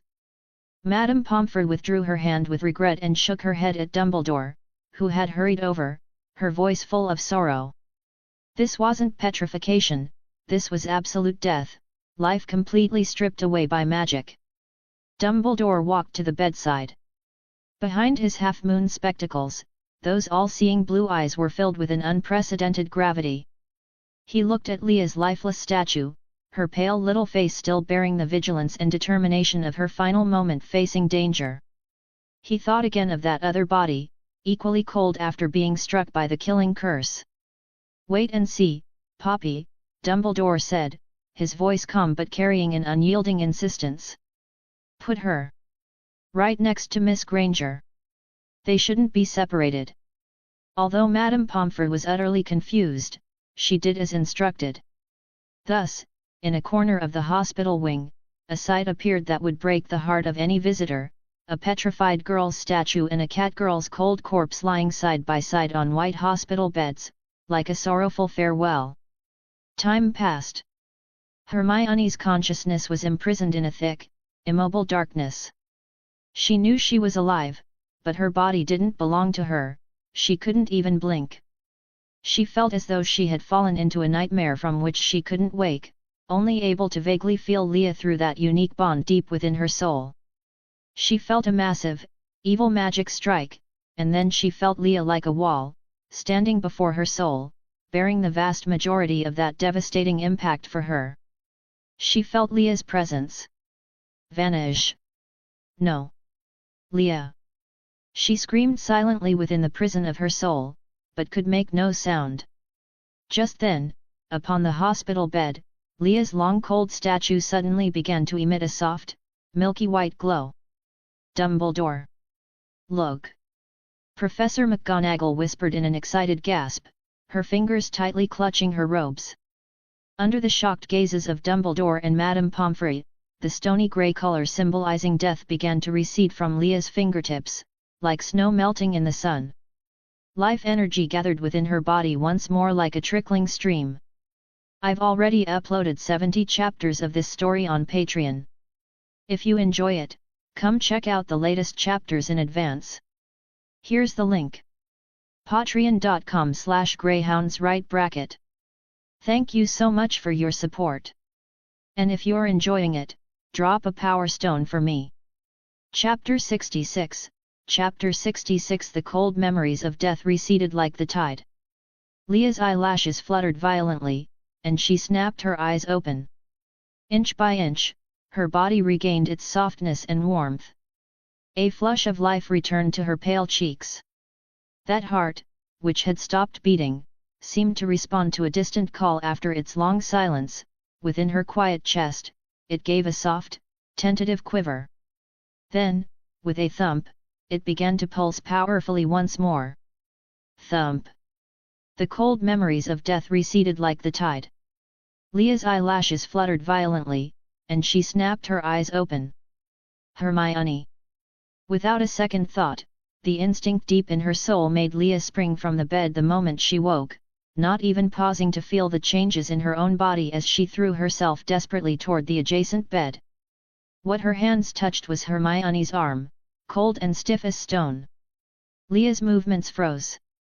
She stared blankly at the lifeless Hermione, who still held her mirror-wielding pose. Those azure eyes, which had just regained their luster, were instantly filled with immense fear and panic. But in the next second, her new eyes baptized by death allowed her to see something different. Although Hermione's body was cold, in Leah's vision, Hermione's soul was like a stubbornly burning flame wrapped in layers of grey crystals. Those grey crystals were the basilisk's petrification curse, constantly compressing that flame of life. She's alive. She's just trapped. This realization allowed Leah's heart, which had been on the verge of bursting, to steady slightly. Thank goodness! Thank goodness! She let out a long, shaky breath. She had a way to save Hermione. Ignoring the shocked stares of the three professors beside her, Leah leaned down, revealing her graceful and fragile neck. She opened her mouth without hesitation and, with her small canines, gently bit down. Hiss! Professor McGonagall and Madame Pomfrey gasped, about to step in and stop her. Wait! Dumbledore raised a hand to stop them, his eyes gleaming with an unprecedented light. In Leah's eyes, she saw a stream of pure golden life energy flow from the tips of her teeth into Hermione's body. This energy was like the most potent deicer, instantly smashing through the grey crystals surrounding Hermione's soul. Those crystals of the petrification curse let out a silent wail under the impact of the golden life force, shattering inch by inch into nothingness.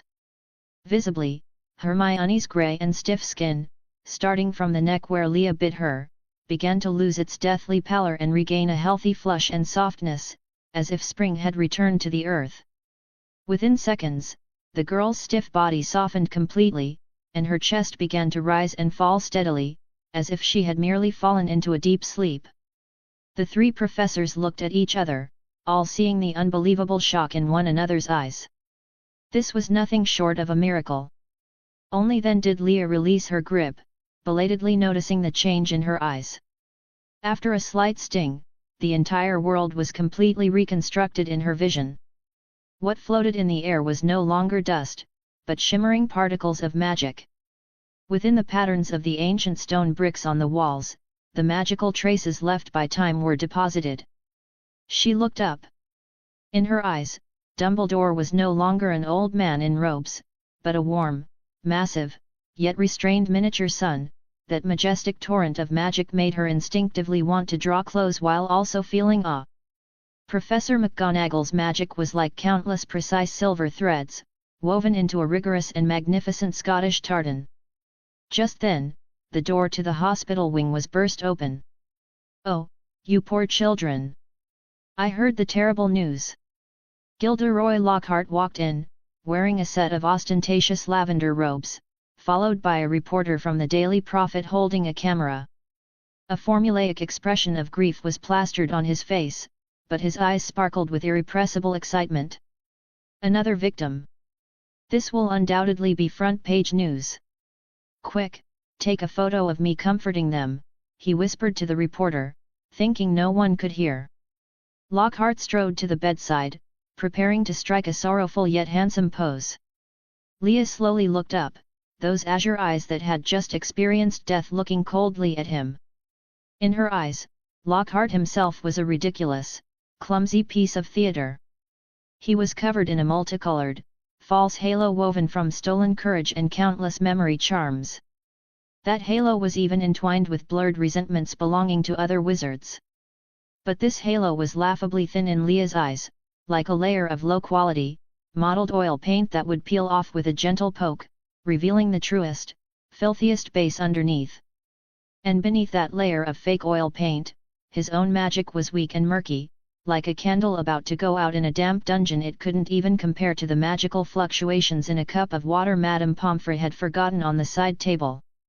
He was a complete, nauseating fraud. A talentless hack who had risen to power by stealing others' achievements and modifying their memories. For the first time, with these brand new eyes, Leah saw through the essence of a person's soul so clearly and thoroughly. Holding the newly warm Hermione, she tilted her head, her sky-clear azure eyes showing unabashed disdain. "I've already uploaded 70 chapters of this story on Patreon. If you enjoy it, come check out the latest chapters in advance. Here's the link. patreon.com/greyhounds. Thank you so much for your support. And if you're enjoying it, drop a power stone for me." Chapter 67, Basilisk. Just a spicy snack. Leah's eyes were cold, her disdain for Gilderoy Lockhart evident as if she were looking at a clown. Lockhart's smile froze. The flashbulbs brought him back to his senses, and he immediately squeezed out a compassionate expression, reaching out to touch Leah's head. "Oh, you poor child. Get lost. Leah's voice was soft, but Lockhart's hand seemed frozen in mid-air. She held Hermione's cold body, one hand bearing her claws at Lockhart. "Professor Lockhart," Dumbledore's voice rang out, "I believe the children need some peace." He turned to the reporter, "If you don't want tomorrow's headline to be about trespassing in the hospital wing, leave now." The two of them slunk away. "Hermione!" Harry and Ron rushed in. Seeing the two people side by side on the hospital bed, Ron's face turned pale. "She's fine," Madame Pomfrey said after checking Leah, her tone filled with shock. "Miss Granger is also just asleep. Because Leah saved her." Professor McGonagall looked at the catgirl, who was like a beast protecting its young, with a complex expression. Just as the two were about to leave after their visit, Ron's foot kicked a piece of parchment under the bed. He picked it up, Hermione's handwriting. Harry leaned in. A giant snake was drawn on the paper, with one word heavily circled next to it: pipes. "Pipes," Harry murmured to himself. The voice was coming from inside the walls. "It's it." Leah suddenly spoke, her voice sounding like sandpaper. "I saw it. That magic. It crawled out of the walls and finally disappeared into Moaning Myrtle's lavatory." Everything became clear. "Let's go." Harry grabbed Ron and rushed out. They had to tell Dumbledore immediately. Silence returned to the hospital wing. The smell of disinfectant was nauseating. Leah curled up by Hermione's pillow. Although she had consumed the magic that petrified Hermione, the brief contact still required time for Hermione to repair the damaged parts. The Eye of Truth allowed Leah to see something different. Hermione's life force hadn't dissipated, it was just that a corner of it had been damaged by the petrification magic. She needed to slowly complete it herself before she could wake up. She was still alive. This realization was the last straw maintaining her sanity. Just then, her cat ears twitched violently. The Eye of Truth penetrated the floor and rocks, sensing a familiar life aura rapidly fading deep beneath Hogwarts' Ginny Weasley. And next to Ginny, a dark magic that made her soul scream was coiled. Massive, cold, and evil. The basilisk. No, there was also something else that felt somewhat familiar. That's it. It was this magic that turned Hermione into this. Buzz. Escape. Every cell in her body was convulsing, screaming orders for her to run away. But as soon as she turned her head, she saw Hermione's pale and stiff sleeping face. If Hermione never woke up again. This possibility was like a red-hot iron, searing her most fragile nerves. A scalding, unfamiliar emotion surged from her heart, burning her internal organs. It was the hatred unique to a beast whose only treasure had been stolen. It was the one that hurt Hermione. Then, kill it. The coldness of fear was forcibly melted by this magma, a process so painful it made her whole body tremble. In Leah's azure eyes, cowardice was burned away, leaving only boiling killing intent. She silently jumped off the bed, transforming in midair to land on all fours, her body low as she slipped out of the hospital wing like a white shadow, leaving only the tinkling sound from her neck fading into the distance. The Eye of Truth locked onto the source of the evil magic, mapping out the shortest route to avoid everyone. Moaning Myrtle's lavatory.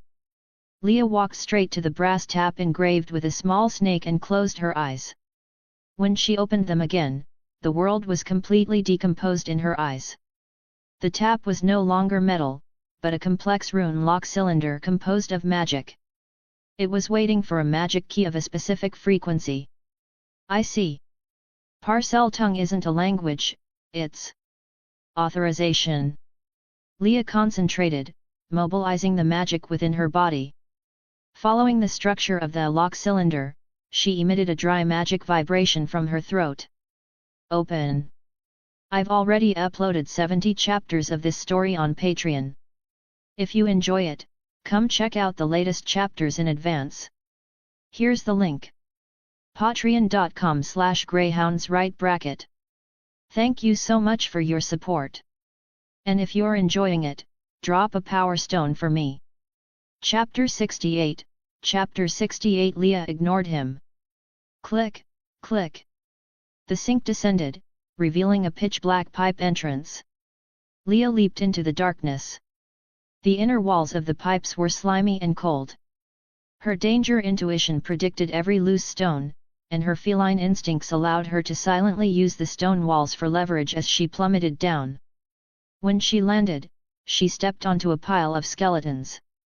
Ahead was a circular stone door.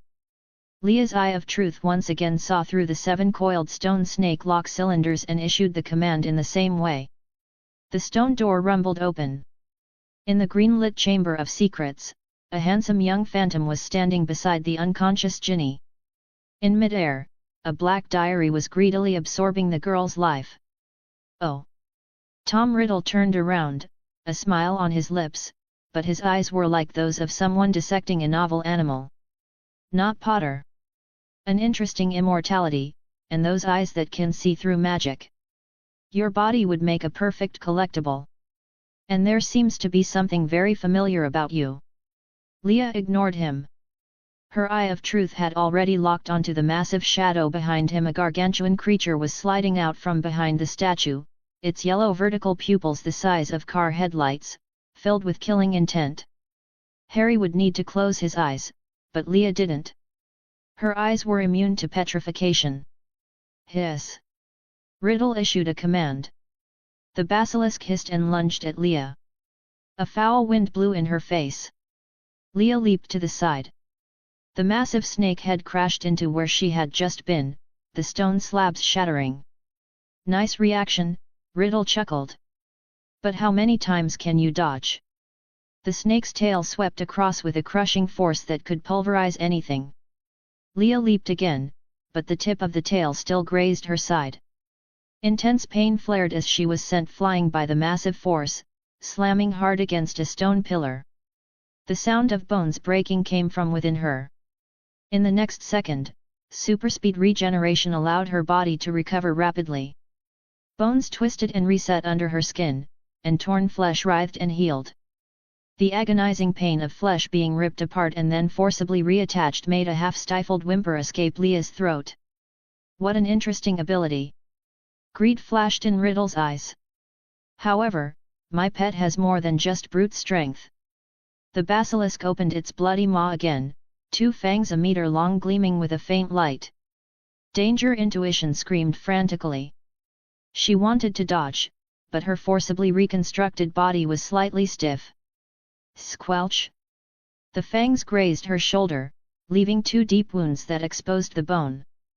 The blackish-purple venom spread instantly. Ah! Leah screamed in pain. 2 dark red bloodstains appeared on her Gryffindor uniform. It felt as if her soul was being scorched and dissolved by the venom. Superspeed regeneration was frantically fighting the toxins. Every repair was accompanied by doubled pain. She felt as if she had returned to that day she was tortured and killed by the dark wizards. Yes, that's the expression. Riddle admired it with intoxication. Tremble in fear. At the peak of the intense pain, Leah's eye of truth became clearer than ever before. Inside the basilisk, she saw a network composed of magic. Inside its head, she saw the brightest core of magic, the brain. A strategy formed instantly. Leah endured the dizziness and deliberately stumbled, appearing exhausted. Seeing this, the basilisk let out a triumphant hiss, its massive head rearing high, preparing to deliver the final blow. At the moment the basilisk dived, Leah used all her strength to roll toward the base of the Salazar Slytherin statue. Boom! The basilisk's head slammed solidly into the stone base of the statue. It shook its head in pain, a sharp broken fang loosened by the impact stuck firmly in the hard stone base. That was Leah's target. She dodged the basilisk's head, which was thrashing in pain, and lunged to the stone base. Her claws dug into the gaps around the broken fang, and she pulled with all her might. The broken fang didn't budge. The basilisk had already begun to recover, its massive shadow looming over her once more. Leah let out a beast-like low growl, pressing her entire body weight down and prying hard at a tricky angle. Creak! The broken fang was finally pulled out of the stone by her. Just as the basilisk opened its mouth to bite again, Leah grabbed the broken fang, which was longer than her arm, and kicked off its nose with all her strength. She leaped up like white lightning and climbed directly onto its massive head. Target the crown of its head. She poured all her strength, her protection of Hermione, and her hatred of death into her arm, and slammed the venom-coated broken fang hard into the brightest point inside the head locked by the Eye of Truth. Pfft! The broken fang pierced through the hard scales without resistance, sinking deep into its brain. Roar! The basilisk let out an unprecedentedly shrill scream. It writhed frantically in its death throes, repeatedly slamming Leah, who was still hanging onto its head, against the stone walls. Bang! Leah felt as if she had been completely shattered. But she didn't let go. She gripped the broken fang tightly, letting her bones shatter and internal organs rupture. Superspeed regeneration was operating at its limit, the pain had become numb. Finally, the basilisk crashed to the ground, lifeless. Leah slid off the basilisk's head, collapsing into a pool of blood. Very good, a smile appeared on Riddle's face, his figure beginning to flicker. You will become my new pet. We will meet again. Leah looked up, using her last bit of strength to give him a defiant, blood-stained smile. Dragging her broken body, she crawled toward the fallen diary. She picked up the broken fang coated in the basilisk's venom and held it high. We will meet again.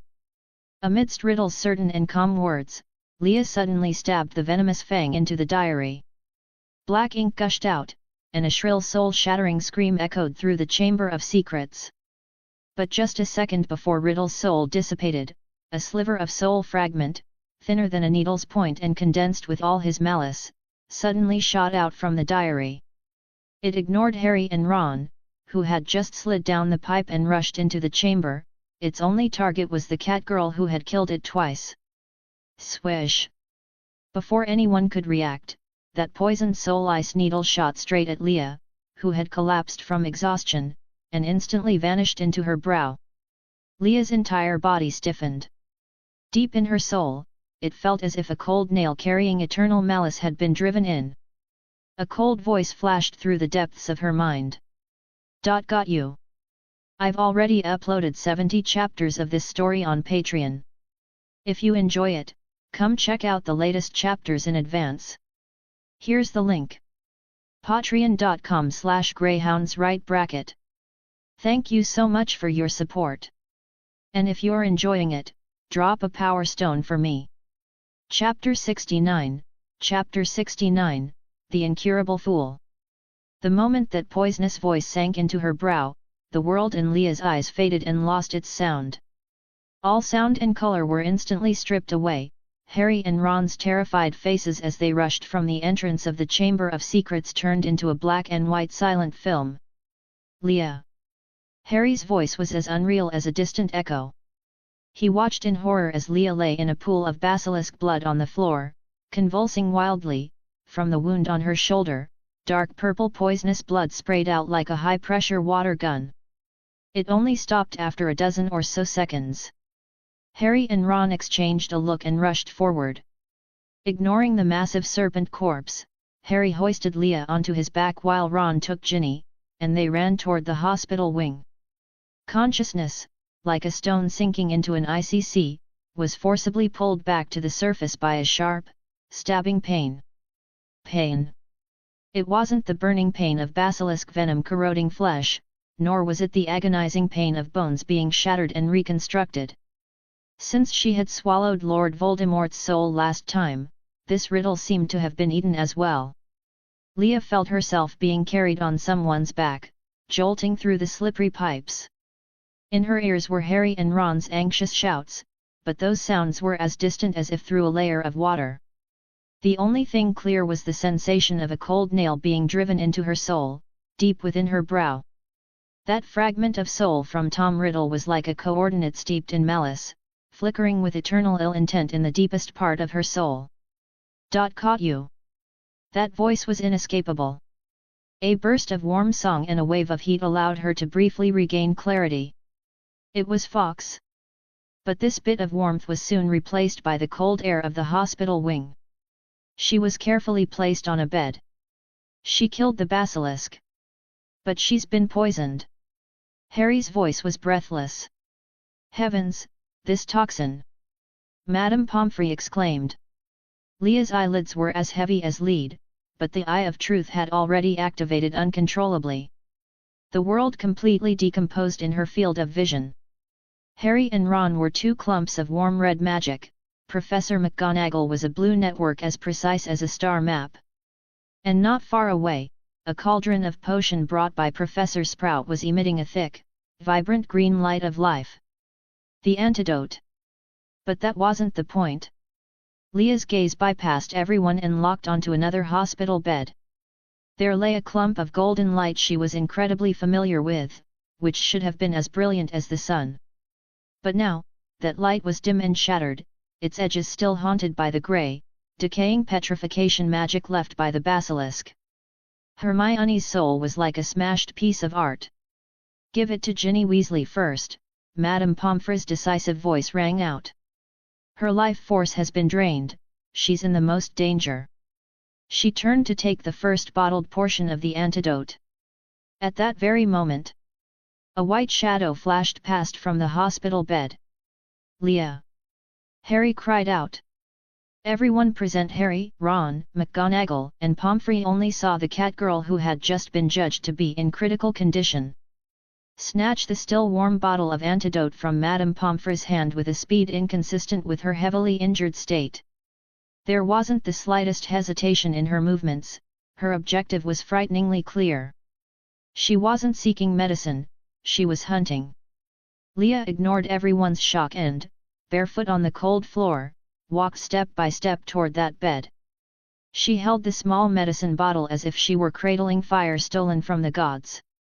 All the magic lines in the world were in her eyes, but she could only see that one, the only path to redemption, connecting the green light of life from the antidote and the golden light of Hermione's broken soul.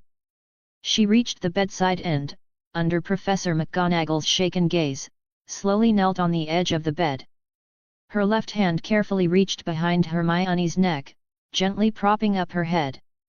Her right hand unscrewed the cap and brought the bottle's mouth to Hermione's tightly closed lips. The potion was viscous, emitting an aroma of earth and green grass. Leah was incredibly focused, feeding the potion in drop by drop, with great care. A drop of emerald green liquid slid down the corner of Hermione's pale mouth. Leah's pupils constricted. Almost out of instinct, she leaned down, extended her pink tongue, and gently licked away the drop of liquid from Hermione's skin. Then she pressed her lips to Hermione's again, passing the liquid through. It couldn't be wasted. Not a single bit could be wasted. This action, filled with primal possessiveness and devotion, plunged the entire hospital wing into a dead silence. One bottle of antidote, not a drop more or less. Having finished all this, Leah felt as if her strength had been drained, yet she continued to stare intently at Hermione's face, even forgetting to breathe. Time froze at this moment. Finally, those long, thick eyelashes trembled slightly. Leah's azure eyes instantly widened. Hermione slowly opened her eyes. Those intelligent brown eyes were still a bit unfocused after experiencing the long darkness. But when they focused on Leah's face, which was so close and filled with ecstasy and unease, they instantly condensed into the sharpest light. Leah. The first word she spoke upon waking was her name. Her voice was as raspy as sandpaper. Leah's cat ears twitched happily, she was just about to let out a soft whimper and throw herself into her arms to seek praise. But Hermione's next sentence was like a bucket of ice water poured over her head. She didn't celebrate her own survival, she didn't even have a hint of a smile. She reached out with a still somewhat stiff hand, but it wasn't to caress Leah's face. Her gaze, like the sharpest scalpel, fell upon Leah's tattered Gryffindor uniform, which was stained with dark red basilisk blood. As well as her shoulder, which had been pierced by a basilisk fang and left a hideous new scar even under superspeed regeneration. Hermione's expression changed. The joy of reunion vanished completely, replaced by all the helplessness, fear, and frantic worry from her time being petrified. At this moment, it all fermented and compressed, finally condensing into a cold, extreme anger. You went to the Chamber of Secrets alone. Leah's body stiffened, her tail, which was about to perk up, instantly drooped, and her cat ears flattened dejectedly against her head. Didn't I teach you? Hermione's voice suddenly rose, and she began to cough violently from agitation. If you encounter danger, go to a professor first. She struggled to sit up and grab the disobedient idiot in front of her. Her physical depletion made even raising her arms incredibly difficult. Tears rolled down from her angry eyes without warning. She looked at Leah's aggrieved expression, like someone who had done something wrong, and at the marks on her body that proved just how tragic the battle had been. Her heart felt as if it were being squeezed by a hand, both aching and furious. She knew Leah did it for her. And because of that, it was unforgivable. Hermione held Leah, yet she was so weak and powerless. Finally, the angry interrogation turned into a sob-filled low growl. You incurable fool! I've already uploaded 70 chapters of this story on Patreon. If you enjoy it, come check out the latest chapters in advance. Here's the link. patreon.com/greyhounds. Thank you so much for your support. And if you're enjoying it, drop a power stone for me. Chapter 70, The Elegant Leah. The order for Chapter 42 and 43 was swapped /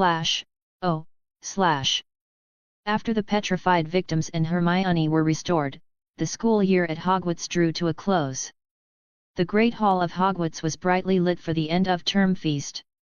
Green and silver banners representing Slytherin hung from the ceiling. The students of the Snake House held their heads high, their faces filled with the arrogance of certain victory.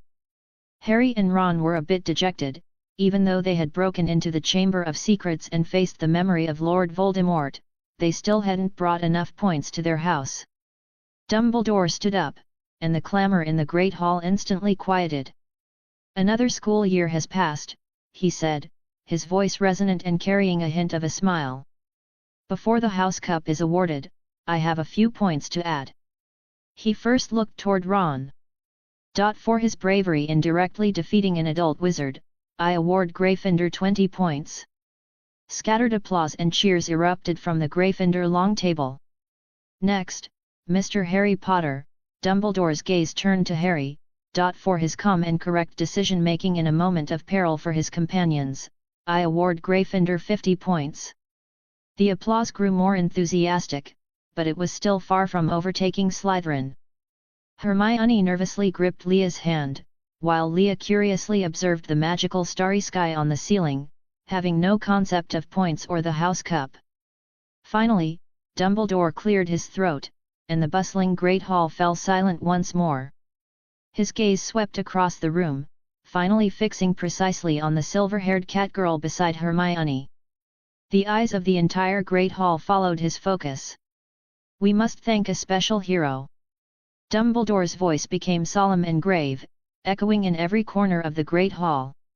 She has no magic wand, yet she faced a beast unseen for 1,000 years, she knows no spells, yet she destroyed our darkest enemy. She risked her life for her friends. In the darkest hour, she protected our most precious treasure and guarded the peace of Hogwarts. Leah blinked her azure eyes blankly, she tugged on Hermione's sleeve and whispered, "Who is he talking about?"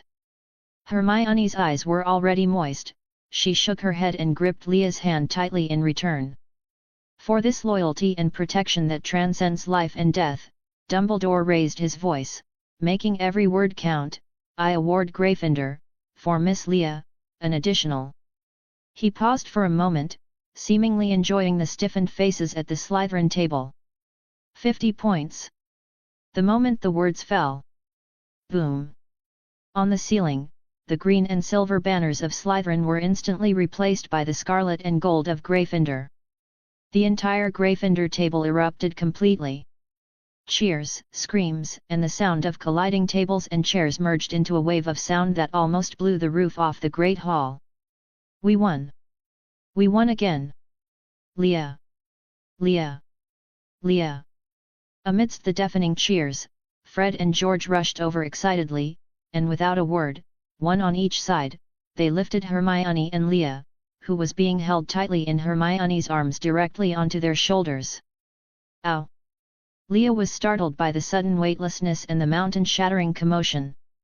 In an ocean of gold and red, she instantly transformed back into her petite cat form, let out a cry of surprise, and buried her face deep into the crook of Hermione's neck, clinging to her neck and refusing to look up. But her long, fluffy tail betrayed her. The tip of her tail curled up uncontrollably and happily, giving a gentle wag. Hermione was dizzy from the massive surprise and glory. She protected the back of Leah's head with one hand and waved the other wildly, her cheeks flushed, smiling like a child. After the feast ended, the corridors were still filled with a Gryffindor-style carnival atmosphere. Harry, Ron, and all the Weasley brothers Percy, Fred, and George, along with a still somewhat pale Ginny, walked solemnly up to Hermione and Leah. Leah had already climbed down from Hermione, but she still held her hand tightly, hiding behind her and only peeking out half a head to curiously watch these tall boys. I've already uploaded 70 chapters of this story on Patreon. If you enjoy it, come check out the latest chapters in advance. Here's the link. patreon.com/greyhounds. Thank you so much for your support. And if you're enjoying it, drop a power stone for me. Chapter 71. Chapter 71. He didn't know how to go on.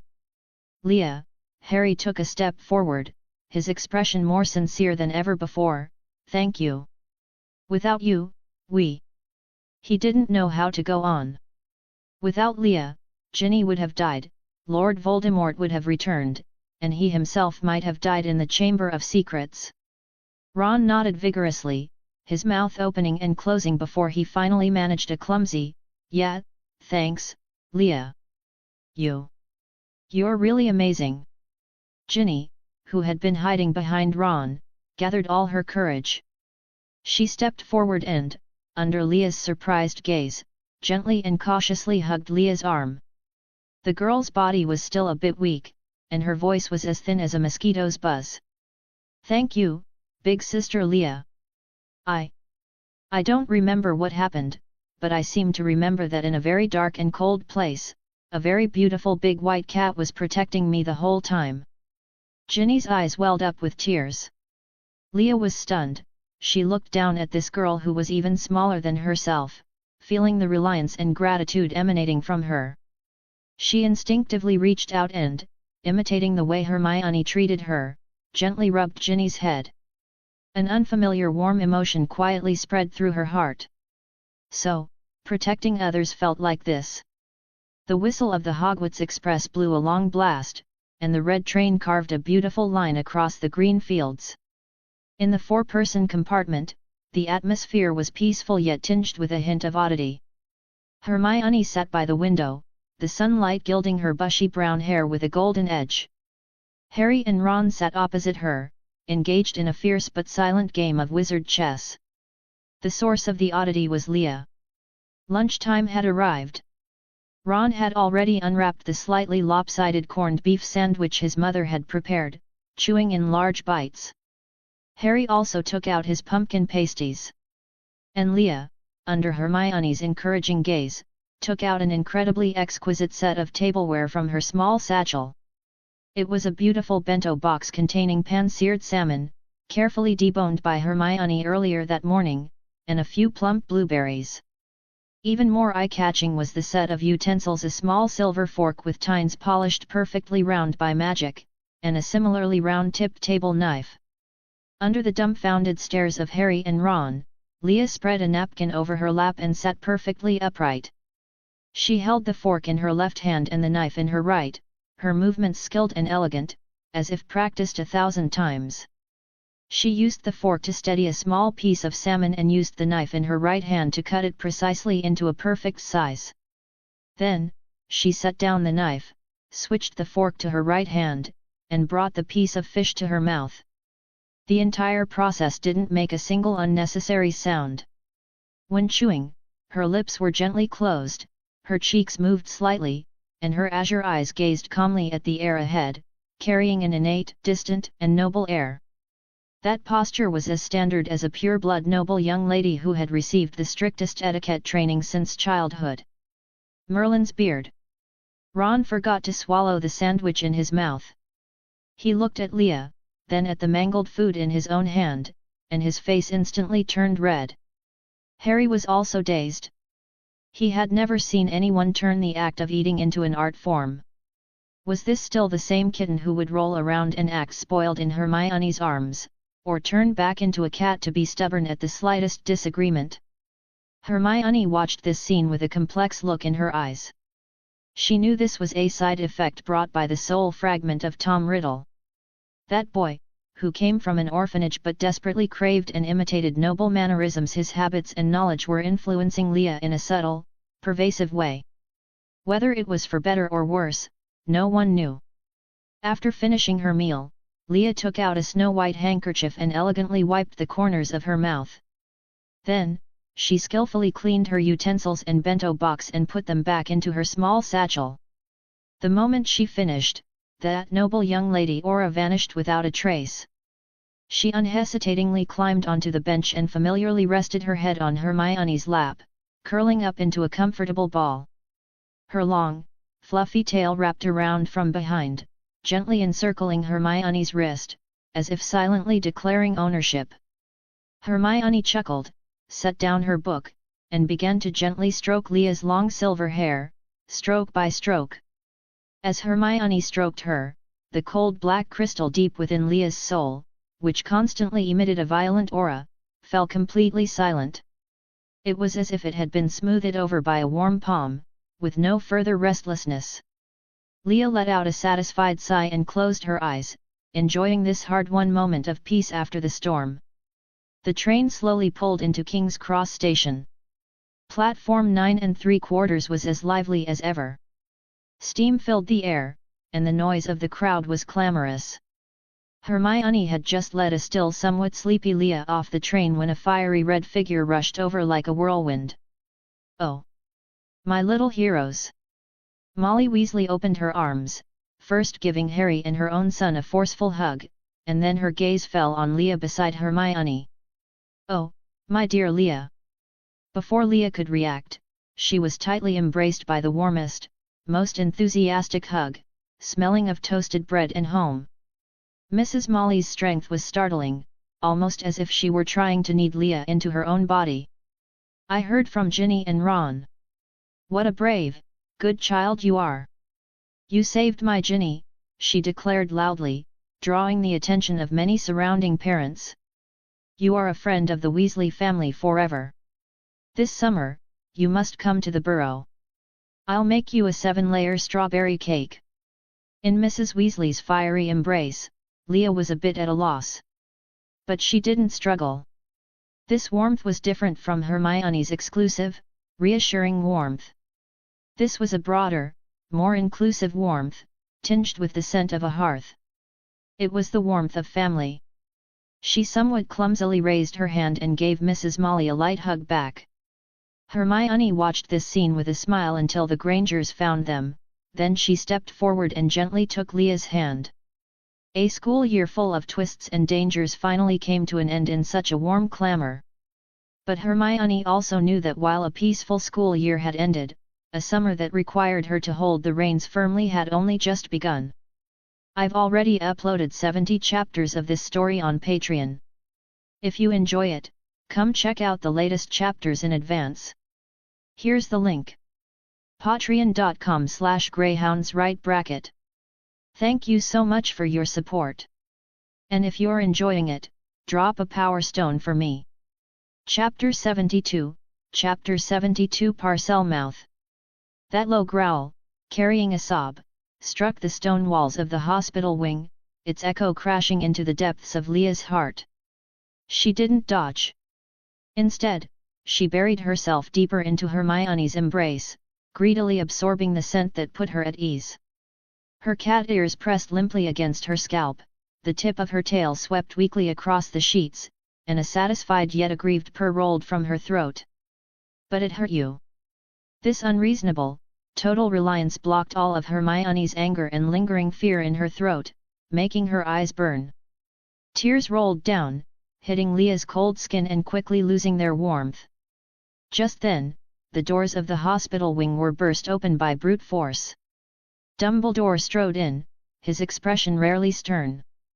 Professor McGonagall followed closely behind, gasping and covering her mouth when she saw the bloodied Leah on the bed. Snape walked last, his black robes billowing. His gaze immediately locked onto the hideous, bloody hole on Leah's shoulder, and his breathing hitched for a moment. Professor Dumbledore! Harry panted as he followed them in. Leah, she... Before he could finish, a magnificent, high-pitched cry tore through the tense air. The gold and red phoenix fox swept past Dumbledore's shoulder and circled down to land at the head of Leah's bed. Its noble head tilted, its black bead-like eyes full of sorrow. Fox let out a mournful cry and lowered its head. A crystal-clear tear, burning with golden light, dripped down with precision. Sizzle! Golden light exploded. The scorching purification power, like the sun, instantly swept through the wound. But healing did not occur. The basilisk venom at the wound was violently detonated by this most holy power. Instead of healing, the wound, deep enough to show bone, burst with even more terrifying black-purple poisonous blood. Under the collision of two absolute powers, the newly grown flesh instantly disintegrated, necrotized, regenerated, and disintegrated again. Pfft! Leah suddenly arched her back and spat out a mouthful of scalding black blood, letting out a subhuman whimper suppressed deep in her throat. The pain was magnified tenfold. What's happening? Hermione's voice instantly pierced the air. She felt the girl in her arms' body temperature skyrocketing. It was a heat that could burn through the soul. Basilisk venom. Phoenix tears. Snape's breathing suddenly quickened. He roughly pushed aside the Ron who was in his way and rushed to the bedside, his black robes trailing like wind. He stared fixedly at the wound that was oscillating wildly between destruction and rebirth, his voice a mix of dryness and fervor. The most poisonous and the most holy. Two absolute powers forced to merge within her. This is catalysis. An interesting creature. He pulled out his magic wand, complex incantations almost spilling from his lips. Don't touch her. Hermione looked up sharply, like a lioness whose den had been invaded, shielding Leah with her body, baring her fangs at the professor for the first time. Snape's spell was interrupted. He stared gloomily at Hermione, but more of his attention was drawn to the strange transformation erupting on Leah. Inky black lines exploded from between her eyebrows, snaking across her cheeks. Wah! Leah let out a shriek, her body as hot as a branding iron, then suddenly as cold as an abyss. Her soul became a battlefield. Riddle's cold and malicious soul fragment attempted to seize control, while the more ancient, greedy instinct in her bloodline was devouring it frantically. Black magic aura moved under her skin, draining the life from everywhere it passed. But immediately after, circles of golden halos rippled out from her heart, forcibly suppressing and absorbing those black lines. Leah! Hermione screamed in terror, holding the convulsing girl tightly in her arms, yet she could do nothing. Professor Dumbledore! Save her! This is a war on the soul level, Miss Granger. Dumbledore gripped the Elder Wand tightly but made no move. His voice was very low, yet it made the air in the entire hospital wing freeze. Any external intervention will cause her soul to collapse on the spot. This is a war she must win herself. Snape was completely captivated by the sight before him. He watched the flickering black aura and golden light on Leah, his lips moving soundlessly. A dark creation parasitic on another's soul. Dumbledore whispered to Snape and McGonagall beside him, it is being devoured in reverse. Time crawled by minute. Leah's struggling grew weaker, but the ring of ghostly green light in her eyes grew brighter. That soul fragment from Tom Riddle, containing his 16-year-old arrogance and talent for the dark arts, fought back frantically, only to be bit by bit eroded and digested by that older, more domineering power. Leah! Leah, look at me! Hermione called Leah's name over and over with a hoarse voice, trying to use her voice as a boat to carry her across this sea of death.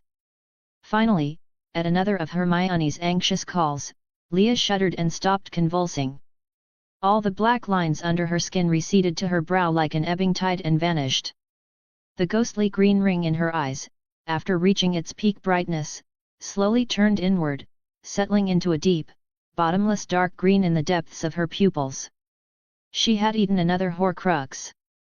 Leah opened her eyes tiredly, looked at Hermione's face full of worry, rubbed against her weakly, and fell into a deep sleep in her arms. The hospital wing was deathly silent. Dumbledore slowly lowered his magic wand. He looked at Leah, sleeping peacefully in Hermione's arms, then at Hermione's inseparable posture, and remained silent for a long time. "Miss Granger," he spoke, with unprecedented seriousness. "You have called her back from the abyss time and again. But from now on, you are also her only anchor."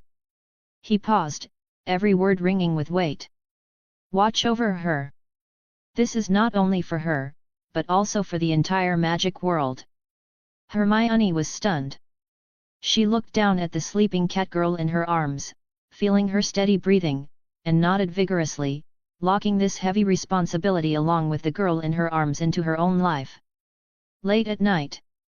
Hermione hadn't slept all night, leaning against the headboard, holding the sleeping Leah tightly in her arms.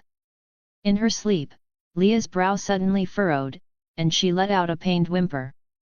Deep within the sea of light in her soul, a sharp-edged black crystal had appeared, with every pulse, a trace of cold, violent, and dark emotion seeped out. Hermione noticed immediately. She tightened her arms, gently pressed her cheek against Leah's cold forehead, and began to hum softly. It was a lullaby Mrs. Granger had taught her, the tune simple and warm. Leah's tense spirit was soothed, and the magic power that had surged after devouring the Horcrux was unconsciously released. At the same time, a wisp of the purest genius magic belonging to the 16-year-old Riddle passed through Leah's body and, along the link, flowed back into Hermione's body. Hermione's whole body shook. A cool torrent of energy flooded in, instantly dispelling the exhaustion of her sleepless night. She opened her eyes wide. She saw it. The colorful points of magical light floating in the air were now arranged before her eyes into orderly, flashing symbols, like an open ancient book.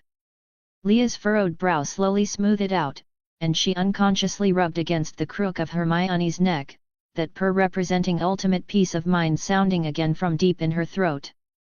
Hermione looked down at Leah, who was sleeping peacefully again, thinking the crisis had passed. At that moment, Leah's eyes, half closed, let out a mumble in her sleep. Hermione. "S so warm s." After speaking, she moved, found a more comfortable position, and continued to sleep. Leaving Hermione alone, listening to the tone of a parcel mouth in the dead of night, her blood freezing inch by inch. I've already uploaded 70 chapters of this story on Patreon. If you enjoy it, come check out the latest chapters in advance. Here's the link. patreon.com/greyhounds. Thank you so much for your support. And if you're enjoying it, drop a power stone for me. Chapter 73, The Abnormality Discovered. The Grangers were waving enthusiastically at the platform exit. They were dressed in smart Muggle clothes, their faces alight with the pure joy of seeing their daughter. Hermione, holding Leah's hand, quickly walked through the bustling crowd, the steam in the air blurring the sound of the Weasley family's farewells behind them. "Oh, Hermione, my darling!" Mrs. Granger gave her daughter a solid hug, and then her kind eyes fell upon Leah. "Good girl, I've prepared this season's smoked fish. I think you'll like it. Leah's eyes lit up slightly, and she thanked sweetly, "Thank you, madam." "Oh. Such a good girl," Mrs. Granger smiled and pinched Leah's cheek. "You look much cheerier than last time." The drive home was smooth and quiet. Mr. Granger was driving, watching the two girls in the back seat through the rear-view mirror. Everything seemed so peaceful and wonderful. It wasn't until the following afternoon that the first strange incident occurred. It was a sunny afternoon, and Hermione was teaching Leah to identify several common Muggle plants in the garden. Leah was very interested in these flowers and plants that neither moved nor attacked people. She extended a slender finger, carefully touching the petal of a rose.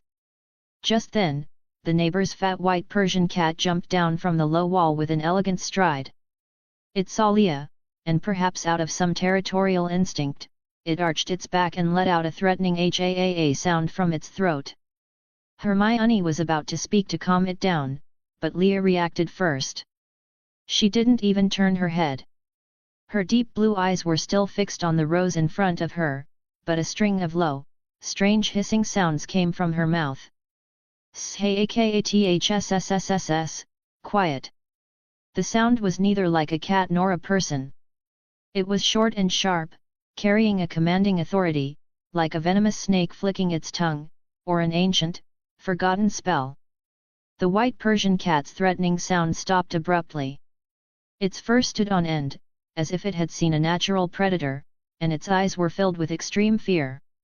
It scrambled to turn around, crashed into the low wall, and then fled back to its own yard like mad, letting out a mournful wail from its throat. The garden instantly fell silent. Hermione froze in place, her blood seeming to congeal at that moment. She understood. That pronunciation, that language. It was Parseltongue. She abruptly looked at Leah, but Leah acted as if nothing had happened, still examining the rose. She turned her head, looked at Hermione with those innocent eyes, and tilted her head, causing her soft cat ears to sway slightly. "Hermione, it ran away." "Leah," Hermione's voice was a little dry. She crouched down, trying to meet Leah's gaze. "What did you say to that cat just now?" Telling it to be quiet, Leah replied matter-of-factly. "It was too noisy." "I mean, you." Hermione was cut off mid-sentence when the neighbor's window was pushed open with a bang. The neighbor's wife poked her head out and cried in alarm, "Oh dear! Miss Granger! Is there something terrible in your yard? My snowball is scared senseless." Hermione's heart thumped heavily. She immediately stood up, putting on an apologetic, flawless smile. "I am so sorry, Mrs. Brown. We didn't see anything. Maybe it accidentally saw a car? You know how timid Snowball usually is."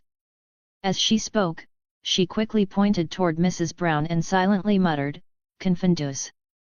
Since Leah swallowed the soul fragment, she had unconsciously been transmitting magic power to Hermione, which made Hermione's magic and control stronger and stronger, allowing her to gradually master wandless casting. The panic on Mrs. Brown's face immediately turned into confusion. She muttered to herself, "A car? Oh! Yes, it must have been a car. That timid, silly thing." She grumbled and closed the window. Hermione sighed in relief, her palms slick with cold sweat. She turned around, looked at the still bewildered Leah, and felt for the first time that this was tricky. This was not a simple magical accident, this was Parseltongue, the mark of Salazar Slytherin, and the symbol of a dark wizard. It was Tom Riddle's ability. "Leah, listen," Hermione's voice grew serious. "From now on, never make that sound to any animal or person again, understood? No matter what happens." Leah looked at Hermione's serious face, and although she didn't understand why, she nodded obediently. She leaned forward, rubbed her cheek against Hermione's arm, and asked softly, "Hermione, are you angry?" That familiar feeling of complete dependence relaxed Hermione's tense nerves slightly. She sighed and rubbed Leah's head, "No. I'm just Protecting you. I've already uploaded 70 chapters of this story on Patreon. If you enjoy it, come check out the latest chapters in advance. Here's the link. patreon.com/greyhounds. Thank you so much for your support. And if you're enjoying it, drop a power stone for me. Chapter 74. Chapter 74. This incident lodged itself in Hermione's heart like a small thorn. This incident lodged itself in Hermione's heart like a small thorn. A few days later, more abnormalities began to surface. During dinner, Mrs. Granger casually mentioned, "Leah, your ears. The color seems to have gotten a little darker." Hermione immediately looked up. Under the bright dining room light, the fur on the tips of Leah's pure white, fluffy cat ears indeed showed a trace of extremely faint, almost imperceptible grayish-black, as if accidentally stained with ink. Leah herself was unaware. She touched her ears, looking confused. "Oh! That's a magical dye I've been researching recently." Hermione immediately interjected, her tone as casual as if discussing the weather. "I wanted to see if I could invent something safe for coloring pet fur. It accidentally got on Leah's ears, but it will wash off in a few days." "Magic?" Mr. Granger put down his knife and fork and asked curiously, "Like the magic at your school that makes feathers fly?" "Yes, Dad. A very harmless little spell," Hermione explained with a smile, but her hand under the table was secretly clenched into a fist. It wasn't dye. She knew it was something deeper, penetrating outward from the depths of Leah's soul. That night, Hermione didn't go to sleep right away. She locked herself in her room, using the excuse that she had to finish her summer homework. Open on her desk was Advanced Potion Making, but what she was actually reading was a forbidden book she had dug up from an old bookstore in Diagon Alley, hidden underneath Soul Anchors and Living Vessels, a Hypothesis. The pages were yellowed, and the writing was obscure. She illuminated the text with the tip of her magic wand, reading word by word.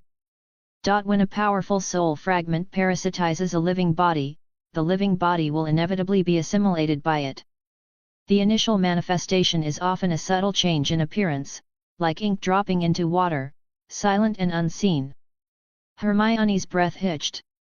She closed the book and looked out at the dark night sky, her heart sinking. A few more days passed. On a cold, rainy night, the Grangers gathered around the fireplace in the living room to keep warm. Incendio burned fiercely, crackling and warming everyone's faces. Leah was curled up on the rug beside Hermione, her tail wrapped around Hermione's ankle. She stared at the dancing flames, utterly mesmerized. Mr. Granger, sipping hot tea, asked with a smile, "Leah, aren't you afraid of fire? I thought cats usually stayed away from the fireplace." Leah turned her head, her deep blue eyes reflecting the firelight like two translucent gems.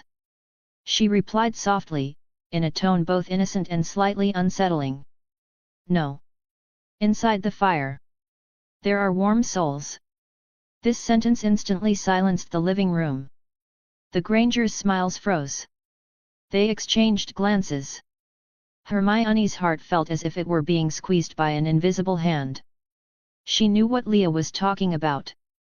That was Quirrell's soul, the soul fragment of Lord Voldemort that had been utterly annihilated in the Chamber of Secrets by the combined effects of the basilisk venom and phoenix tears. It had left a final imprint on Leah's body, an affinity for fire, or rather, the perception of burning souls. "Leah means that the fireplace feels warm, like it has life," Hermione immediately interjected with a laugh to smooth things over. "It's a metaphor in the wizarding world to describe a strong flame." As she explained, she reached out and ruffled Leah's hair. Under her palm, the girl's body was compliant and soft. However, what truly terrified Hermione happened the next day. She was helping her mother prepare a salad in the kitchen, while Leah watched curiously nearby. Hermione was slicing tomatoes with a sharp fruit knife. When Leah saw the gleaming blade, she instinctively took a step back. "Don't be afraid, Leah, it won't hurt you," Hermione said gently. Just as she turned her head to comfort Leah, the blade in her hand accidentally sliced across a finger on her other hand. Ah! Hermione gasped softly. A thin, long cut immediately appeared, and bright red blood welled up. Hermione! Leah's cry was laced with tears.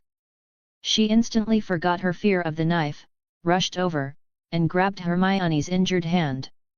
I'm fine, Leah, it's just a small cut. Hermione was about to reassure her, but the words caught in her throat. She watched as, the moment Leah's warm hand grasped her finger, the bleeding wound began to heal at a visible speed. Muscle tissue rapidly wriggled and connected, and the skin surface quickly closed up. In no more than 2 or 3 seconds, the wound completely vanished, leaving only an extremely faint pink mark, and then even the mark disappeared. Completely restored. It was as if the wound just moments ago had been Hermione's imagination. The kitchen was deathly quiet. Mrs. Granger came out of the pantry carrying a plate, and seeing the 2 girls standing motionless, she asked curiously, "What's wrong, dears?" Hermione snapped back to reality. She immediately hid her hand behind her back and shook her head at her mother. "Nothing, Mum. It's just..." Leah was being clingy. She pulled Leah, quickly walked out of the kitchen, returned to her room, and immediately closed the door. Hermione looked at her finger, it was smooth as new, with no trace of injury. Superspeed regeneration. That was Leah's. But this time, it had worked on herself. Was it through Leah's touch? Or because of something else? She could no longer deceive herself. That night, after everyone had fallen asleep, Hermione quietly opened Soul Anchors and Living Vessels. She flipped to a certain page, where a line of small text was written in ancient runes. The devourer of a Horcrux shall ultimately become a new Horcrux. The boundary between the vessel and the parasite will gradually blur. The host that is devoured will gradually exclude itself outward, becoming a new Horcrux. Hermione's finger traced the line of text, and the cold sensation seemed to travel from the paper to her heart. The self that Leah was excluding was being transferred to Hermione via magic. She walked to the bedside. Leah was sleeping soundly, her long silver hair spread across the pillow. The black color on the tips of her cat ears seemed to have deepened by another shade. Hermione reached out and gently touched the black patch. A cold, deathly magical fluctuation traveled through her fingertips. That was Lord Voldemort's magic. I've already uploaded 70 chapters of this story on Patreon. If you enjoy it, come check out the latest chapters in advance. Here's the link. patreon.com/greyhounds. Thank you so much for your support. And if you're enjoying it, drop a power stone for me. Chapter 75, Chapter 75, The Recipe. During the summer holiday, the daily life of the Granger family was shrouded in an invisible gloom. Leah began having nightmares. They were no longer painful flashbacks of being hunted, frozen, and starved, but entirely unfamiliar scenes. A cold, damp stone chamber, the hiss of Parseltongue in her ears, the owner of the perspective stroking a massive basilisk, their heart surging with bitter hatred for the word mudblood, and a near-mad desire for eternal life. Hermione. Leah suddenly woke up from the dream, soaked in cold sweat, her azure eyes filled with terror. She desperately burrowed into Hermione's arms, her body trembling incessantly. Only by feeling that familiar, bookish warmth could the turmoil deep within her soul slightly subside. Hermione woke up, groggily holding her and gently patting her back. Nightmares again. Her voice was thick with sleep, yet incredibly gentle. Leah didn't speak, just buried her face in Hermione's neck, breathing in her scent deeply, as if it were the only antidote. Hermione sighed, stroking the soft silver hair at the back of Leah's head. Her fingertips brushed against the 2 pure white cat ears, but when they touched the stubborn patch of grayish-black at the tips, her heart sank slightly. That black color seemed deeper than it had been at Hogwarts. Leah also changed during the day. She became more silent, often staring blankly out the window, her eyes vacant. But her possessiveness toward Hermione reached an unprecedented peak. If Hermione left her sight for more than 5 minutes, she would pace restlessly around the house until Hermione reappeared, at which point she would leap up and hold her tightly, as if terrified she might vanish. A stranger change occurred at the dinner table. "Leah, try this, it's Mom's apple pie." Hermione cut a small slice and forked it toward Leah's mouth. Leah sniffed it, shook her head without interest, but her gaze involuntarily drifted toward an antique brass pocket watch displayed by Mr. Granger on the living room mantelpiece. That was no ordinary pocket watch. It was an heirloom left by Mr. Granger's grandfather, carrying the memories and time of several generations. In Leah's eye of truth, the pocket watch was emitting a faint, warm, alluring glow, like aged honey. An unprecedented sense of hunger surged from the depths of her soul. She wanted to eat it. This thought startled Leah herself. She quickly retracted her gaze, tightly hugged Hermione's arm, and buried her face into it. "What's wrong?" Hermione noticed her unusual behavior. "I don't have an appetite." Leah's voice was muffled. Hermione followed her previous gaze, seeing only the unremarkable pocket watch. She frowned, and an indescribable unease seized her heart. Leah's recipe seemed to be changing. In this oppressive atmosphere, a letter from the Ministry of Magic broke the temporary calm. The envelope bore a cold, official wax seal, delivered by an arrogant owl. Hermione tore open the letter. The paper contained an official document from the Ministry of Magic's Department for the Regulation and Control of Magical Creatures, worded with extreme arrogance and disrespect. In an arrogant tone, the letter suggested that the Granger family immediately register the unidentified magical creature, unregistered and highly aggressive they had adopted, and hinted that failure to comply would result in investigators arriving to enforce the matter. At the end of the letter, there was an almost imperceptible signature abbreviation written in cursive L.M. Lucius Malfoy. Bastard. Hermione crumpled the letter, her knuckles white from the force. This wasn't official procedure at all, it was naked retaliation. It was Lucius's targeted attack against her and Leah following the Chamber of Secrets incident. He dared not directly confront Harry, nor could he touch Dumbledore, so he aimed his venom at their combination, the mudblood and the monster. Hermione. Leah looked up anxiously, sensing the sudden surge of anger radiating from Hermione. Hermione took a deep breath, forcibly suppressing her rage and converting it into cold rationality. She turned back to her desk and pulled out a fresh piece of parchment. "It's nothing, Leah," she said without turning around, dipping her quill heavily into the inkwell. "Just some flies buzzing around." For the next hour, Leah watched Hermione write furiously. She did not use angry rhetoric, but cited legal precedent, from Article 3, Section 7 of the Wizarding Code concerning the rights of house elves and non-humanoid sentient beings, to the explicit definition of aggressiveness in the Magical Creatures Protection Act, and finally to the Ministry's internal regulations regarding penalties for malicious accusation and abuse of authority. She wrote a 3-page, logically rigorous, and factually supported letter of refutation. "I've already uploaded 70 chapters of this story on Patreon. If you enjoy it, come check out the latest chapters in advance. Here's the link. patreon.com/greyhounds. Thank you so much for your support. And if you're enjoying it, drop a power stone for me." Chapter 76. Chapter 76. She didn't threaten.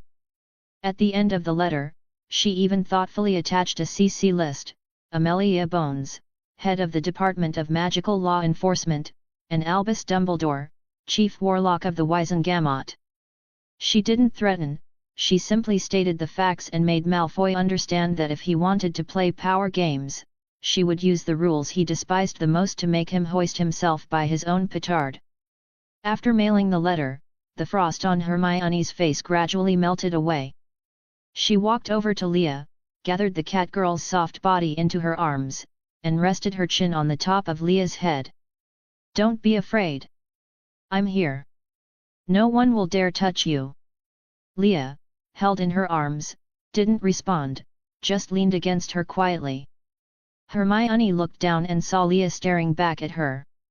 In those azure eyes, the usual soft dependency was gone, replaced by a cold indifference that saw through everything. Hermione, Leah whispered, that person called Lucius Malfoy, his soul must taste terrible. Hermione's heart instantly sank to the bottom. The Grangers hadn't noticed the undercurrents between their daughter and her pet. They proceeded with their original plan to take their 2 children on a trip to France. The sun shone brightly in Paris, and the Seine River shimmered, but for Leah, the city was like a sensory hell. When they walked into Notre Dame Cathedral, Leah's eye of truth was passively activated. Instantly, the mighty torrent of emotions accumulated there over centuries surged toward her like a tsunami. The devout prayers of countless believers, the fleeting astonishment of tourists, the sadness left over from wartime, the vows made by lovers. These invisible soul noises wove into a giant net, violently assaulting her mind. Ah! Leah let out a painful moan, clutching her head as her body curled up. The voices screamed in her mind, giving her a splitting headache. Leah! What's wrong? Hermione quickly steadied her and immediately held her tightly in her arms. Miraculously, as Leah's cheek pressed against Hermione's body, and as the scent unique to Hermione enveloped her, the chaotic soul noises from outside seemed to be cut off by an invisible barrier. The world instantly became quiet.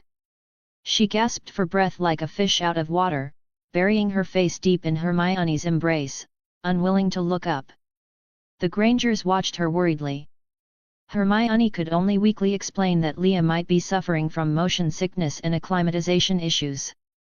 This incident gave Hermione a deeper understanding of Leah's new ability. It was powerful, but also extremely dangerous, especially in places with a long history and dense crowds, posing a huge burden on Leah's mind. However, the real crisis erupted in Louvre. To prevent another accident, Hermione held Leah, in her cat form, in her arms almost the entire time, using her body to shield her from the external noise. They walked past the gallery displaying the Mona Lisa and through the corridor housing the statue of the Winged Victory, and everything remained relatively calm. Until they entered the Egyptian gallery. Under the dim lighting, a pharaoh's sarcophagus from thousands of years ago lay silently in the center of the exhibition hall. The sarcophagus was covered in ancient hieroglyphs and deities' patterns, and an ancient, majestic, and deathly silent aura assaulted them. The moment they approached the sarcophagus, the dormant black crystal deep within Leah's soul suddenly pulsed. A cold, seductive voice, one that was not her own, rang out clearly in her mind for the first time. Devour it! Leah's body stiffened. Do you feel it? That lingering, weak king's soul. Though decayed, it is excellent nourishment. The voice carried a superior, judgmental tone, as if a gourmet were critiquing a dish. Devour it, and you will become stronger. This is far more delicious than those boring emotional fragments. No. Leah silently opened her mouth. Fear, like cold vines, spread from her heart throughout her body. She could feel the magic inside her uncontrollably reaching out toward the sarcophagus, driven by a primal, greedy desire. That was the craving belonging to Tom Riddle. He not only sought eternal life but also wanted to strengthen himself by devouring other souls. And now, he was trying to turn Leah into a monster just like him. What are you resisting? Only the weak resist power. This is a gift, a shortcut to evolution. Accept it, we are fundamentally one. No. Get out! Leah screamed frantically in her mind. Leah! Hermione felt the violent trembling of the little creature in her arms. She looked down and saw Leah's eyes tightly shut, her face pale, and her forehead covered in fine cold sweat. No. Don't. Leah's delirium was full of desperate resistance. Her little claws desperately clutched Hermione's clothes, as if they were her last lifeline. The next second, in the confrontation with that greedy will, Leah's mind completely snapped. Her vision went black, and she fainted on the spot. Leah! Hermione's cry of alarm was particularly jarring in the quiet Egyptian gallery. Holding the unconscious Leah in her arms, she looked at the silent pharaoh's sarcophagus not far away, and a chilling dread shot from her feet to the top of her head. She finally understood what Dumbledore meant by, "You are her anchor." That thing inside Leah. It wasn't a passive toxin, it was an awakening predator. And it had already begun to hunt. I've already uploaded 70 chapters of this story on Patreon. If you enjoy it, come check out the latest chapters in advance. Here's the link. patreon.com/greyhounds. Thank you so much for your support. And if you're enjoying it, drop a power stone for me. Chapter 77, Chapter 77. Bad. I'm going to be taken over. After returning from France, Leah was ruined. A ball of yarn rolled to her feet, but she didn't move. She ignored the rustling sound of Mr. Granger turning the newspaper. Most of the time, she curled up into a ball, a lifeless white mass. Nestled in Hermione's bookish embrace. Even in her sleep, her claws gripped Hermione's clothes like a drowning person clutching the only piece of wood. The fainting spell at the louver was an alarm bell, screaming day and night in her soul. Leah started to fear the dark and closing her eyes.